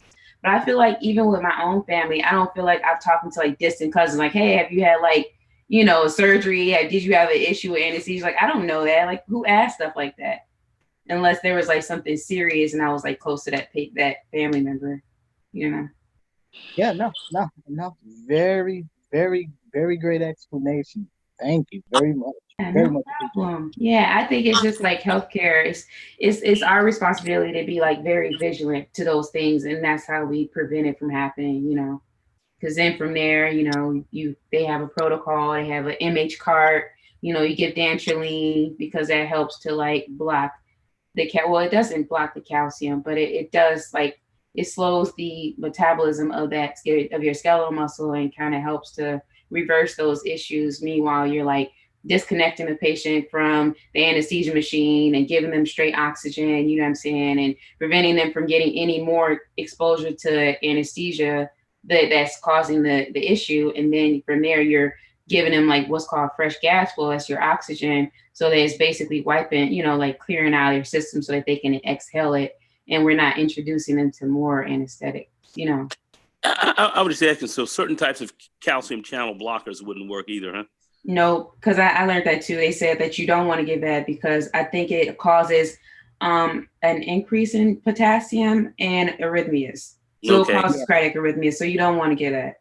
Gotcha. It will make sense to do it, but I guess maybe because it's already being released, you don't want to block it to where I don't know. Maybe it doesn't like necessarily close that ranitidine receptor in that skeletal muscle, and it's like in the sarcoplasmic reticulum, and it doesn't like close it like necessarily. So I guess once it's there, you got to kind of deal with it. I don't really know from that standpoint, but. All right. Highly butter laid stuff. Highly. Butter laid. What year are you in? You have graduate level biochemistry just given to you. Yeah. No, I'm in my first semester. Oh, I just finished my first semester. Oh wow, that's nice. So I start clinical next week, and I'm going into my second semester. So. Yeah. And what school is this? What kind of school is this? I'm at Lourdes University, so it's like they call it Franciscan. It's a Catholic kind of school. It's small. It's in Sylvania, Ohio. Oh, okay. CRNA. She's a CRNA school. CRNA school. Gotcha. Yeah. Highly butter laid. Yeah, your wife highly butter laid, bro. Highly butter laid. Highly butter laid. Highly butter laid. Rent her up. Get her in here, man. Rent her up. Get her in here. Well, congratulations on finishing your first semester. Thank you. Congratulations. Certainly. Thank you. You guys have a good night, and I'm gonna give it to Gabe. Alrighty. Good night. No, that allows us to close out on a positive note, man. Is she walking away? All she's saying is highly butter laid, highly butter laid. Highly butter laid. That's all she's saying. Great stuff, man. Great stuff. Yeah, Great stuff. Yeah. Sure. Yeah. The next term that we're gonna have to teach her is getting torn out the frame. Torn out the frame. That as well. The whole lingo she has to learn for sure. Yeah, but thank you all for joining us, man. Please hit the like button if you've not already done so. Share the video if possible. Also hit the notification bell so you get all the updates from the Black Brain Trust. Post it on the community tab. If you're trying to get into IT for the first time and need some help, we do offer IT mentorship. If you are in IT right now and are trying to transition to another role, we do offer IT coaching. If you have a resume that needs to be looked at and have questions about salary and wages, we do offer assistance in that area. If you are in the tri-state area and you're looking for some IT contracts, Nagona 11 does have recs on the table if you have the skill set that applies. Peace and shalom, everyone.